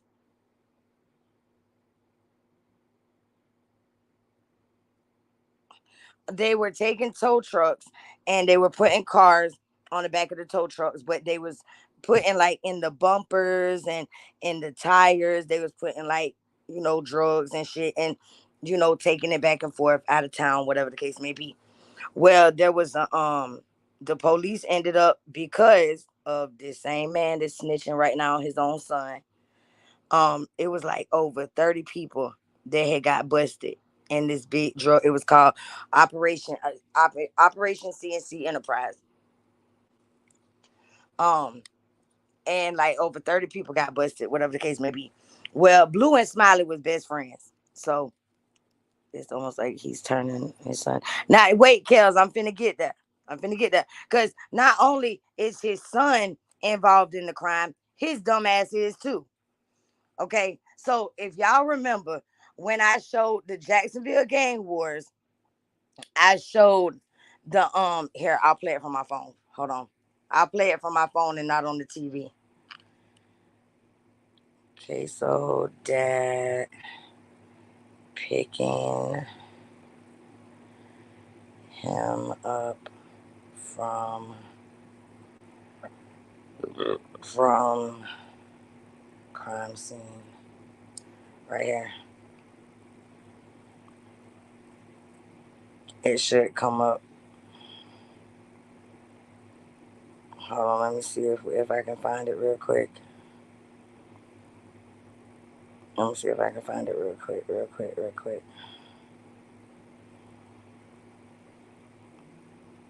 Lord Jesus, there's so much stuff that comes up whenever you put this shit in. So much. It is so much stuff that comes up. Lord have mercy. So,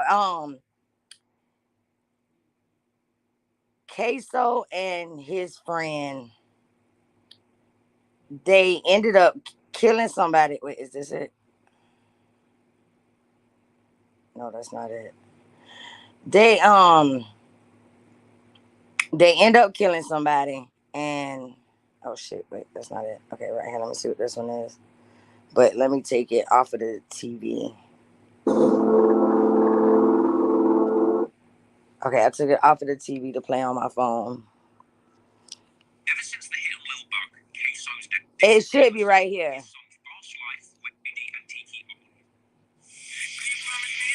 Bro, stop calling me. I'm busy. Elsewhere in the song, he said, developing that are both in the Duval County Jail. Okay, I think this is it. Hold on. Robinson is charged with second-degree murder, and Abdul is charged with accessory after the fact. Now, the next thing I'm about to say is pretty important, because there's a few videos floating around YouTube at the moment that are getting these details dead wrong. So the cops got a big break in the case against Queso, where they found a snitch, aka a confidential informant, who gave the police key details on the case and Queso's role within it. Now, remember Dominic Bonner, who was accused of being a little bug hit with Queso?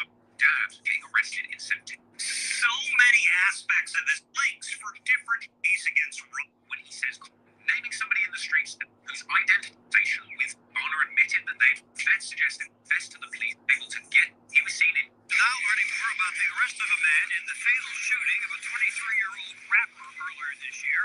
And this arrest is starting to expose a tangled web of gang-related murders here in Jacksonville over the past 2 years. In fact, except for that one guy wrongly labeled Dominic Bonner as the confidential informant, the news actually went on to do a summary of the case that was so good, they might as well have opened up a Jacksonville branch of Tremble Inc. January 16th, 2019, rapper Willie Addison is killed.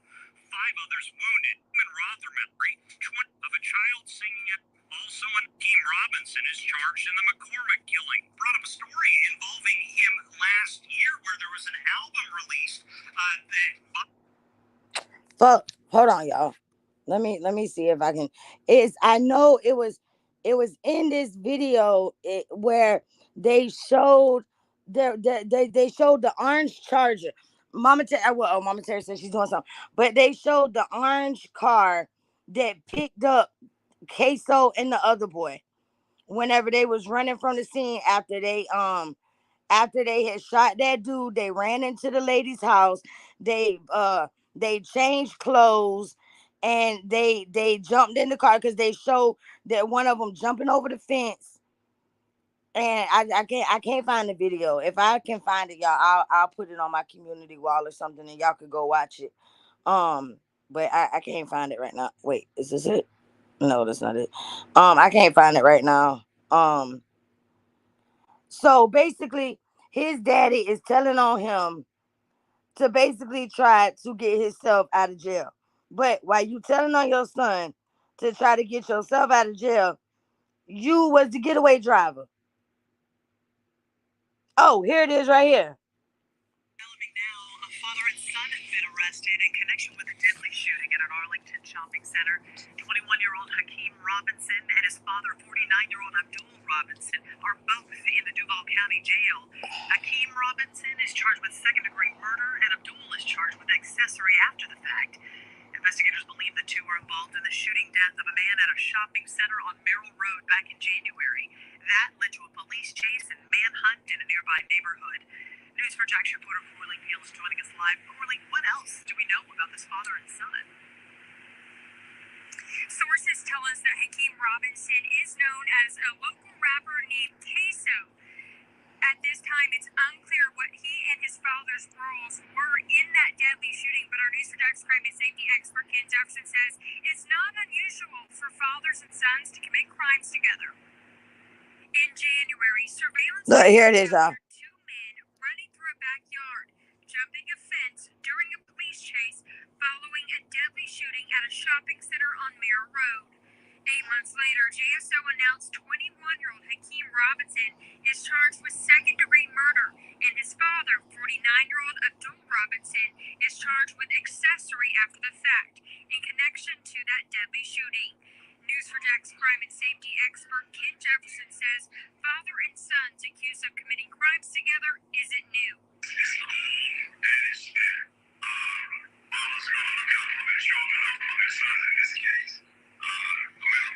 Sources confirmed to News for Jax Hakeem Robinson is a local rapper named Queso. He became a part of a News for Jax story last year for his controversial album cover that featured photos of murder victims. A mother of one of the victims told us the photo of her son was in spite of his death and not a memorial. Jefferson says Robinson's music videos and lyrics... Let me pause this real quick. I'm pausing this real quick because I just showed that, and I do want to say to the mothers of them children that were put on that album cover, I did not show that to as in no disrespect to your children, and rest in peace to your children, and I hope y'all can eventually some way find peace in the loss of your children. That was not done in any disrespect um to the mothers of the sons that were just showed in that video. I apologize. Investigators what he's been up to. It just increases investigators' curiosity as to one, why he would continue to do this sort of thing, and two, what is there more that they don't know. Sources tell News for Jax that some of the lyrics in Queso's music reference gangs and violence. At this time, police have not said if that deadly shooting was related to a gang. So Jada Youngin's homie Queso is back in the news. Okay, so Mama Terry, do you remember when I showed the when I did the Jacksonville gang war thing, and I showed, and they showed where that orange car had picked up Queso and his friend after they ran in the lady house. And remember, they said that it was his daddy that picked them up.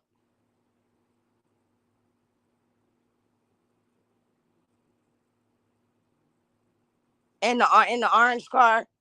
They said that's how he got involved, because it was the dad that picked him and that other boy up when they ran in that lady house, and they stole her husband clothes and all of that.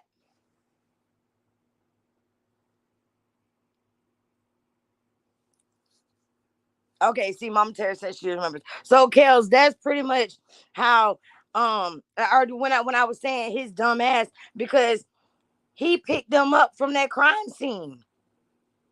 But he's still snitching. But let me tell y'all something. Regardless of in jail or out of jail, that man's got a whole bag on his head. In jail or out of jail, it don't matter. That man, he's gonna die either in jail or out of jail, and that's just what it is. He claims that because he snitched on all them people all them years ago, and guess what? He thought that they was gonna let him out. They made his ass stay in jail with the same motherfuckers he snitched on. They made him stay in jail with the same people he snitched on. It's just crazy. It's just all of this is just it's just and it's sick, because this is what I see like this is what y'all see all this shit that I've showed today. All this shit. Now we're just gonna go back to News for Jax and see what new shit has happened. Okay, we seen the 11 homicides in 17 days. Um, Let's see what else has happened. Man, oh, what is this? Man, hold on. Let's see what this is, guys. Let me put it back on the TV so we can hear it. Man. Jack starts right now with a breaking news alert. Breaking at 5, new details about a shooting in Arlington that sent a person to the hospital with life-threatening injuries. We're now learning from police that the suspect may have shot himself as police were closing in. Police say this all started with a robbery and ended with gunfire. We've been following this breaking situation all afternoon long. News for Jackson reporter Renee Beninati's live on the scene. Renee, police, and we're investigating several scenes this afternoon.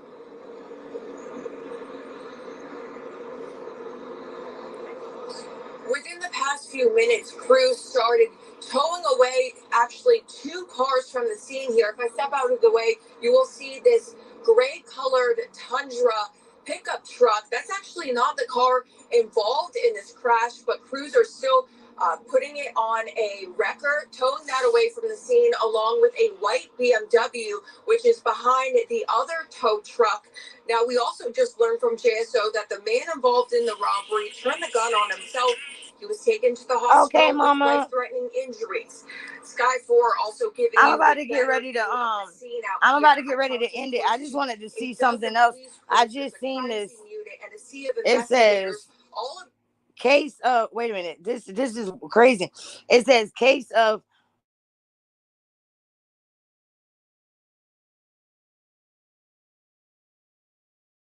y'all hear me? Put a 7 in the chat if you can hear me. Stop calling my fucking phone. It says case of Jacksonville mother charged in daughter's shooting death leads to jury selection. I never heard this. Tomorrow morning, jury selection begins in the trial of a Jacksonville mother charged in her own daughter's death. This comes close to 2 years after 14-year-old Ava Guthrie was shot in her Arlington home. She later died at the hospital. Authorities charged her mother, Amanda Guthrie, with aggravated manslaughter. Now, she told police her daughter got a hold of her handgun, and when she was getting it back, the gun went off. News for Jackson reporter Renee Beninati is joining us now live outside the Duval County Courthouse. Renee? Wow. Jury selection is set to begin here tomorrow. Okay, y'all.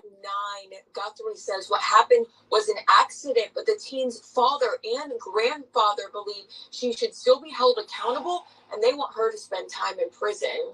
Wow. It's been nearly 2 years since a tragedy unfolded at this Arlington home, taking the life of 14-year-old Ava Guthrie. Her mother says Ava got a hold of her handgun, and when she asked for it back, the gun went off. We talked to Gene Nichols, an attorney who is not affiliated with this case. So the real question before this jury is going to be, was this an accident that went awfully wrong? Because we have the loss of a child, and that should never happen, period.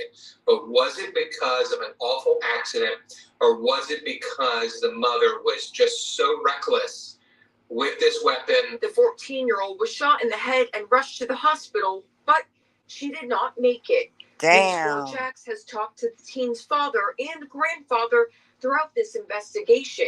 There's no words at all to explain losing a child because of someone else's actions. Hey, Miss LJ. She wasn't sick. She's perfectly healthy. She wasn't into trouble. She wasn't hanging out with the wrong crowd. None of that stuff. The defense argues this was simply an accident. Police noted there was not a magazine in the gun, but there was one around in the chamber. Guthrie's attorney says that a forensic expert reviewed the evidence and believes the bullet ricocheted off the ground before hitting the teen. Wow. This will be a key part of the trial. And the argument is going to be that the gun pointed down, and a ricochet is what killed the child, or was the gun pointed at the child? And that is going to be a huge part of this case, which we can expect the experts to be fighting back and forth on. Because, wait a minute. Because if the gun was pointing down and it ricocheted and that's what shot the child in the head, then that's not the same as the child turning the gun on herself, like the mother said. That's like 2 totally different scenarios. Like that's not, if the gun was pointing, if she was pointing the gun at herself and she would have shot herself, it wouldn't have been no ricochet because she would have been pointing the gun at herself.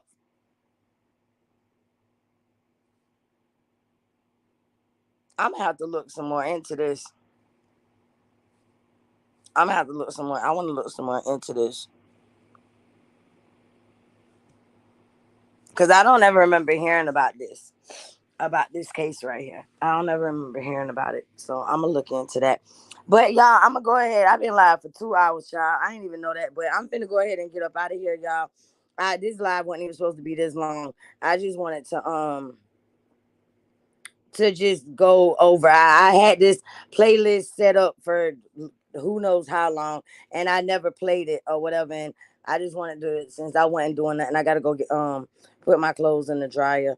I just wanted to go live and just, without no drama, no bullshit, no whatever, and just chill and give some content and whatever, and talk about what's been going on in my city and stuff like that. So that's what I did, and I appreciate everybody who stayed, who hung out, who chilled with me. Shout out to my sissy poo for her 12-month membership. I appreciate you, sissy. I love you, and thank you to everybody who came through. Mama Terry, thank you, held it down. Miss 82, shout out to you. Freebird, Miss LJ, thank you for coming through. Versace came through. Kels, woo ha ha. Lovely came through. XX Country. Bird came through. Paul came through. I feel like I'm forgetting somebody. Oh, Dre came through. Shout out to Dre. Just everybody who came through. If I forgot you, if I didn't mention your name, I'm sorry. I didn't do it on purpose. Um, Sakina, why you so late? I'm leaving. I've been here for 2 hours. Woo ha ha. I've been live for 2 hours. And you just not want to show up. Cause we missed you last night, Sakina. You and Kels. Y'all was doing wifely duties with y'all's husbands. So y'all couldn't be there. But we had so much fun. Sakina, go live.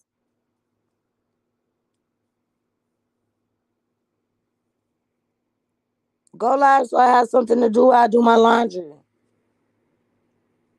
Please. Because if you don't go live, I'm finna call you and you're going to have to talk to me. If you're not finna go live, now I'm finna call you and you're going to have to talk to me on the phone.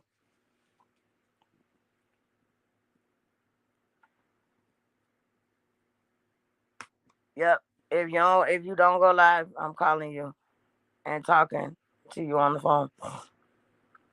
And you better answer the phone. Because if you don't answer the phone, I'm going to call back to back to back to back to back. And you're going to have to block me. And then I'm going to call from a bunch of different numbers. I'm going to make up different numbers to call you from. And I'm going to harass you. You just ate a sandwich. What the hell does that have to do with anything? What does you eating a sandwich have to do with anything? Woo-ha! Tina Bless. Tina. Why are y'all late?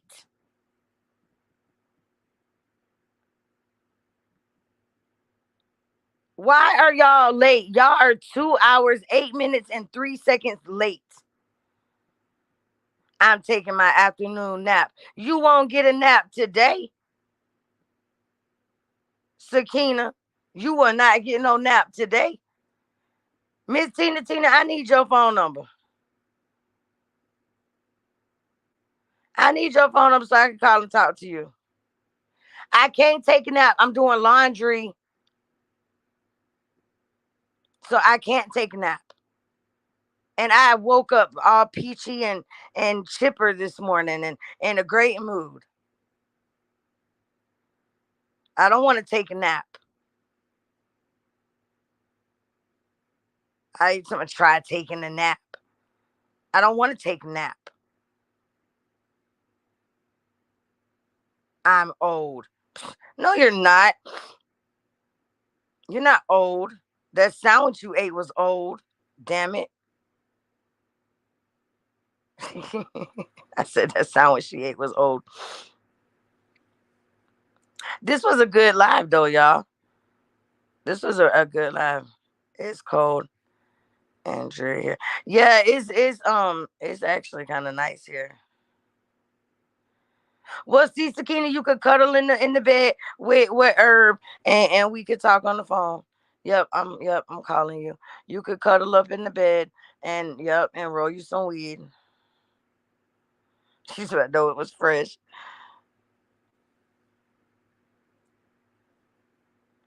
Yeah, it was a pretty good live. It was actually a pretty good live. Um, I'm proud of myself. I didn't play no music or anything. I gave straight content the whole time. Sure did. And I went off on the police. I did go off on the police though, y'all. That was a pretty funny part. Oh, and I did talk about a Rick James wig. I also talked about yeah, I threw a couple shots. I didn't mean to. I meant to, but I didn't mean to. Um, yeah, it was a pretty good live though. I enjoyed myself. Thank you, Tina. Tina. Well, now I guess because Sakina don't want to go live, she wants to be all old and take naps and shit, like old ladies do and shit, and all this other shit. So I guess fucking I just gotta go do my laundry by myself.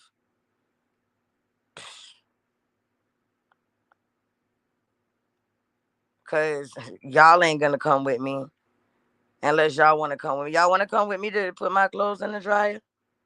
I'll take y'all with me to put my clothes in the dryer if y'all want. If not, then I'm gonna get off of here. Cause I don't really have nothing else to talk about. Because now I want to throw shade and shit. Cause now I'm not playing no more content. Now I want to just be petty and shit. Cause y'all know I said I got rid of my messy boots, but my petty boots is sitting right there next to my hoe boots. So and oh yeah, and I talked about the Mama Terry. I mean my oh yeah, and Miss Bev last night said that you was having your ankles held up, Sakina. Okay, Skinner said take y'all with me. Yeah, Miss Bev said that you was somewhere having you that Mister was holding your ankles up last night. That's what Miss Bev said. And Mama Terry had that white stuff around her mouth. Yep, that's what happened last night. At the revamp the view revamp. You was having your ankles held up. That's why you couldn't beat us, Sakina. That's what Miss Beverly said. Miss Beverly Palmer, I'm snitch on. I'm telling on you, Miss Beverly. That's your ankles, girl. Yeah, she said you had your ankles. You was having your ankles held up, girl.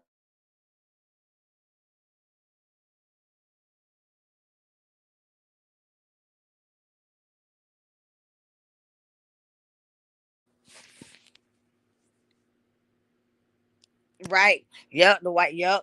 And because we know that Kels was doing strange things for small change with her husband too.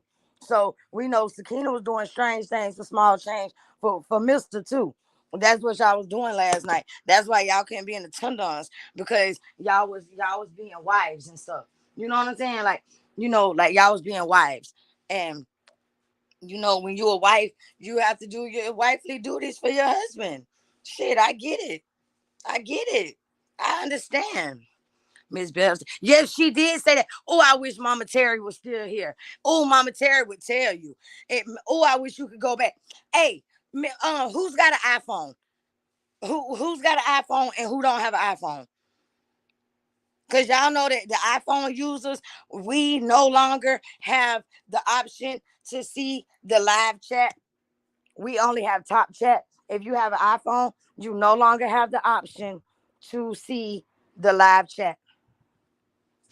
Yep. Yeah. If you have an iPhone, You no longer have the option to live chat. It's a fact. Trust me when I tell y'all. Miss Bev said that shit, Sakina. I'm not telling her. I wouldn't lie on Miss Beverly. I wouldn't lie on her. Daddy, that's all the clothes you got?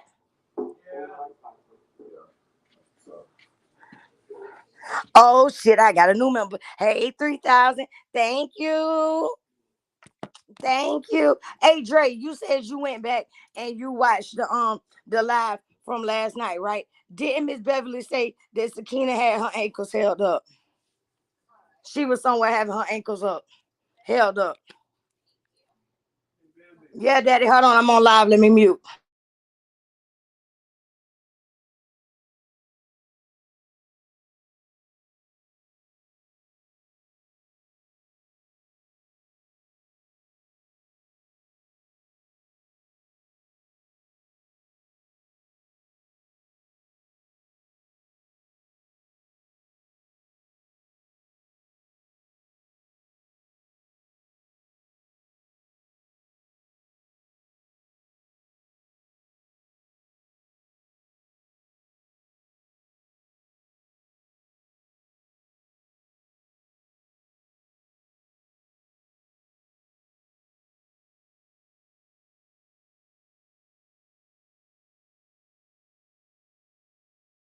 Okay, just leave them right there because I'm finna go put.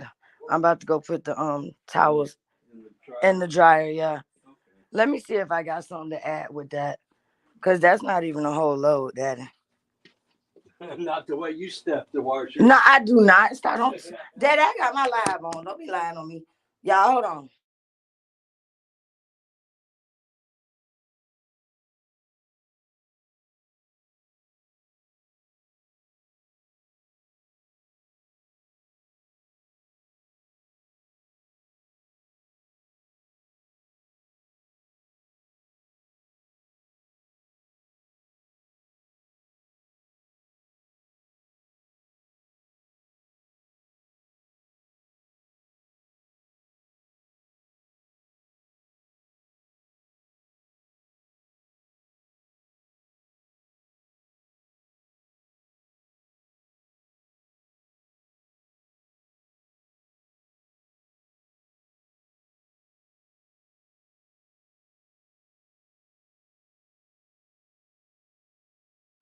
Okay, I'm back. Sorry, y'all. I had to use the restroom and see. Like me, I'm not the type of person that's gonna let y'all hear me like tinkle on the live stream like some people do. And so I'm not. I wasn't gonna do that. So yeah, that's what was going on just now. I had to use the restroom. I had to pee, and I didn't want y'all to hear me pee. Dre, wasn't it? Dre, it was her, wasn't it? It was Miss Bev that said that, wasn't it? That's who it was. I'm telling y'all right now, that's who it was. Miss Bev said it. She said Sakina was somewhere having her ankles held up in the air. Yep. She said it. She said it though. Yep, she said it. I wouldn't tell no lies on her.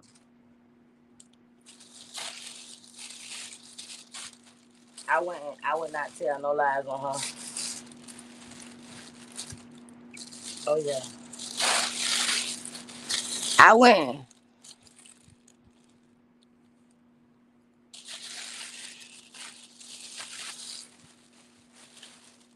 Okay, I'm gonna just go ahead and take these two because I know I'm gonna wanna go ahead because this has. Yeah, I told y'all we going to wash clothes. We going to put the Well, now we going to wash clothes, y'all. Ooh, what's in here? You know what? I'm not even gonna go through that shit right now. I'm not going through that. I'm not doing that. I'm not doing it. You kiss my ass. I'm not doing it. I still got loads and loads and loads and loads and loads of clothes to do. I'm not doing it right now. Not today. Not today. Cause I'm not 100% fixed yet. So I can't be carrying all these all this stuff like this. Cause I be done hurt myself again. I be done hurt myself again, child. So let's take this little bag and we can put this little bag in there with. I tell Pops to give me a load of clothes. This man give me, child. It don't even matter. See, I do stuff for my daddy. Why people say all this weird stuff they be trying to talk about. Let me see, is this gonna work? Oh shit, nah.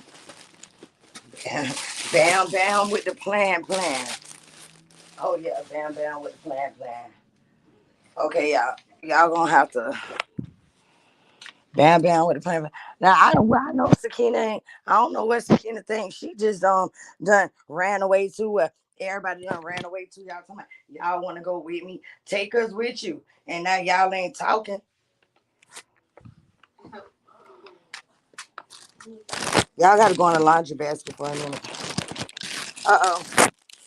See?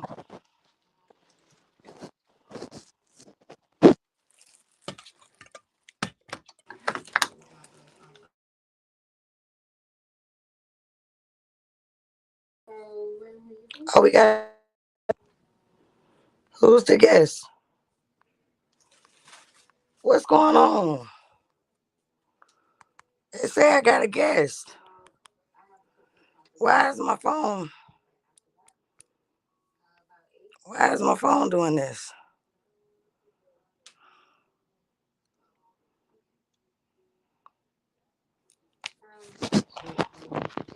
Why is my phone doing this?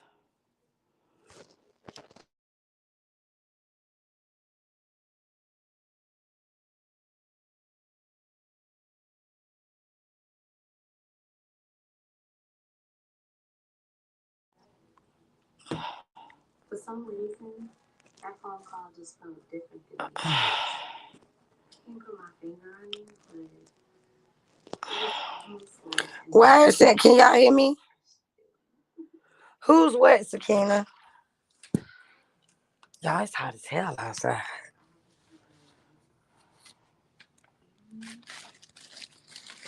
I ain't gonna kick myself off the down live.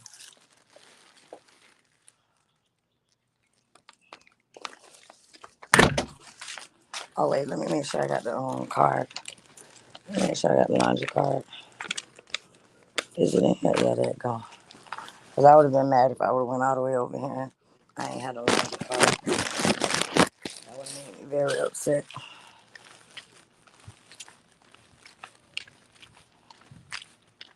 Okay, y'all, we going over here to the laundromat. We just got to carry all this stuff. And I'm gonna have to stop right here because my fucking leg is hurting.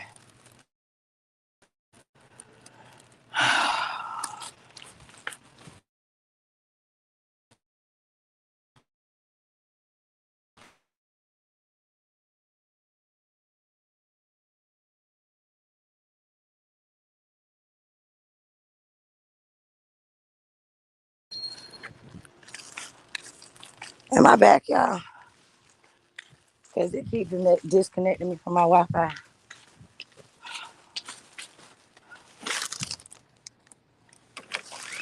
Hey, Miss Thomasine.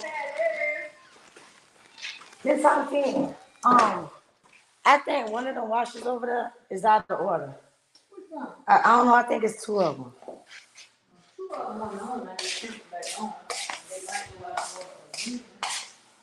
Oh no, it's working now.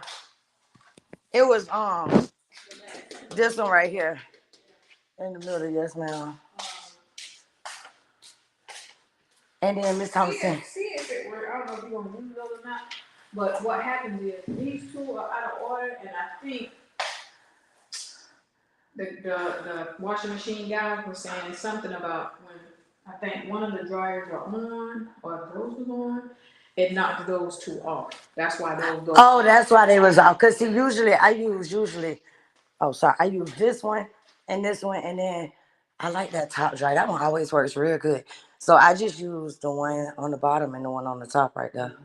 So he's waiting on the parts for that. So I think once he gets the parts for that, then that'll stop them two from cutting off like Okay. they've been cutting off. And let me tell you, I did all that bitching the other day, right, about all the clothes being in the washers. Yeah. So I come in here and I had fell asleep, but I had took my clothes. They was I left them in the dryer. So I ran over here the other morning real quick and hurried up and got about the dryer so nobody would know that there was my clothes. There was in the dryer all night. Yeah. I said, now look at me. Doing the same thing that I just sat here and argued all about.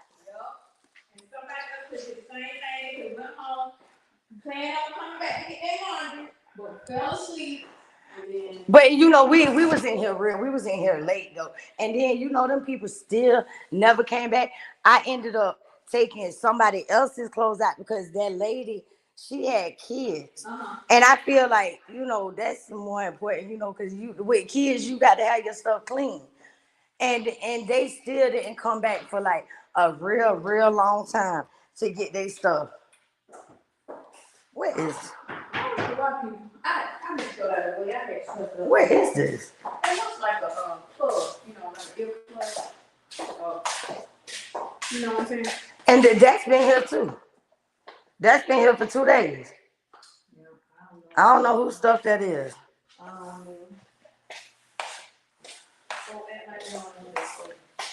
They do be acting like that, and then when people still they try to come to the office, oh, somebody stole my laundry. Well, y'all shouldn't have left it in there. That's how I feel about it.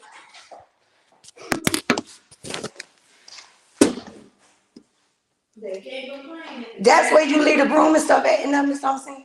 Yeah, that's what makes it. Oh, because if I would have known that, because I do make sure, like when I take like with my dryer sheets and stuff, I do make sure that I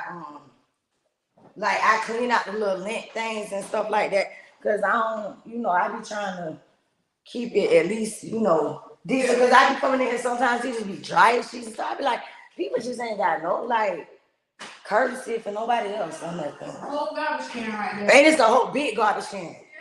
Big garbage can. Like, I ain't gonna complain. It's job security. That was good. Oh, and I might, because I told the lady, what's her name? Stephanie. Who? Stephanie. I be forget. I be want to call her Lachey for some reason. Don't tell her I said that. She gonna be like, oh, that's insulting.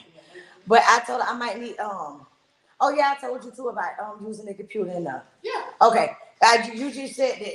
So if I wanted to fax something, but how would I be able to do it? I would be able to email. You have to get the person's email or something like that. Oh, would I just like be able to print it off and then like give it to somebody to fax or something? Yeah, you should. Yeah. I could probably do that. Either I could just email it. Just email it. That's what most people are doing now. Everybody got an email.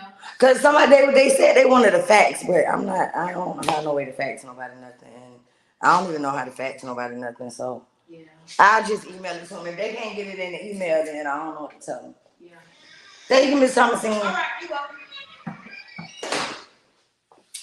Oh yeah, that's the my rent lady. You know the one that they was gonna get me put out. Y'all remember that when they said they was gonna get me put out of here?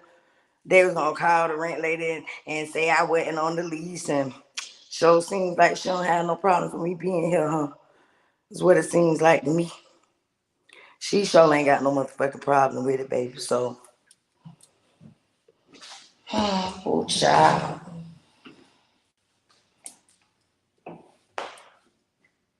I just be trying to be nice to people and stuff. Y'all, I don't be wanting to be rude to people and stuff like that because that's not the way that people should live their lives. Like, people shouldn't be rude to people, especially to good people.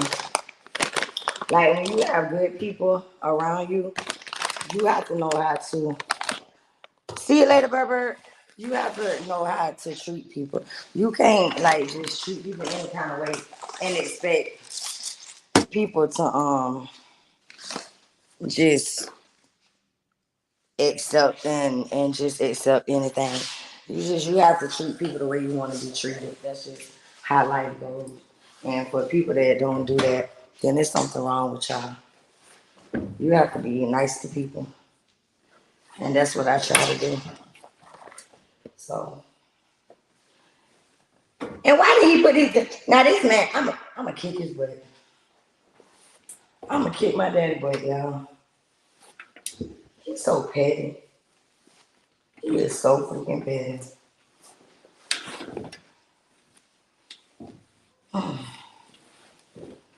I just told his behind about these damn clothes. Sakina, y'all still here? Or y'all left too? Because if y'all left too, I'm finna go too. And I'm gonna listen to my music while I do my laundry. Cause y'all ain't talking. And I just feel like I'm talking to myself. And it's making me uncomfortable. Cause I feel weird. Cause I don't talk to myself. I mean, I do, but I don't do it in the public.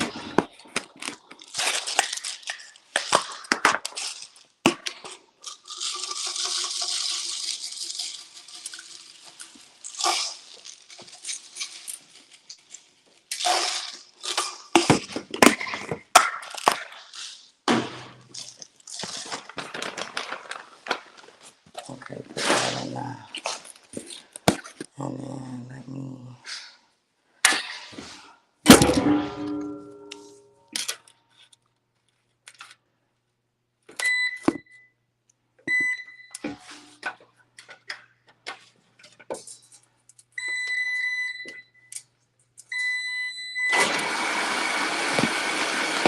Okay, you see it. Thank you, Miss LJ.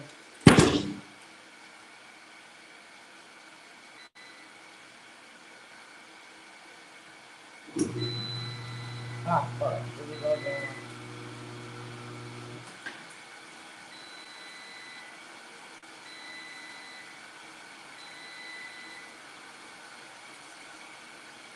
Come on, start. All right, there we go. Okay, now we just gotta put these clothes in the dryer real quick. I mean, it's just the towels, y'all. It's just the towels, and then we'll be back at the house. Shot. What is that? Oh, I be having to make sure it don't be stuff in these washers and stuff, y'all, and the dryers and stuff. Cause like when you use public washers and dryers and stuff, you have to be careful. Like I don't know, I be funny about my stuff. 1, 2, 3, 4, 5, 6, 7, 8, 9, 10, 11, 12, 13, 14. Okay, I usually use um 10 dryer sheets, but since I'm doing towels, I use a little extra this time. Cause I like for my towels to smell good and stuff. And I use these little them little what they call it? They them little bead things that you put in the when you wash your clothes, the little fabric softener stuff. I use them too. So my towels be all soft and they be smelling all good and stuff. Oh child. But y'all know what's so weird? That we have a card. Okay. We have a card that we have to use, so when we do our laundry. Okay. How long that's gonna be? Okay, that should be long enough. Okay. I think I got everything done. Take this and I'm gonna leave this here until it over. These two washers, so they know that somebody's stuff. We're gonna take this bite. Oh, it's so hot in here. Lord Jesus. It is so hot. Damn. All right, y'all. I'm finna get up off of here. I ain't got shit else to talk about, so yeah, I ain't got shit else to talk about. I'm finna go. I'm finna go in here and probably make some lunch or something for me and Pops or something. I don't know. But I will talk to y'all later. Thank y'all for hanging out with me and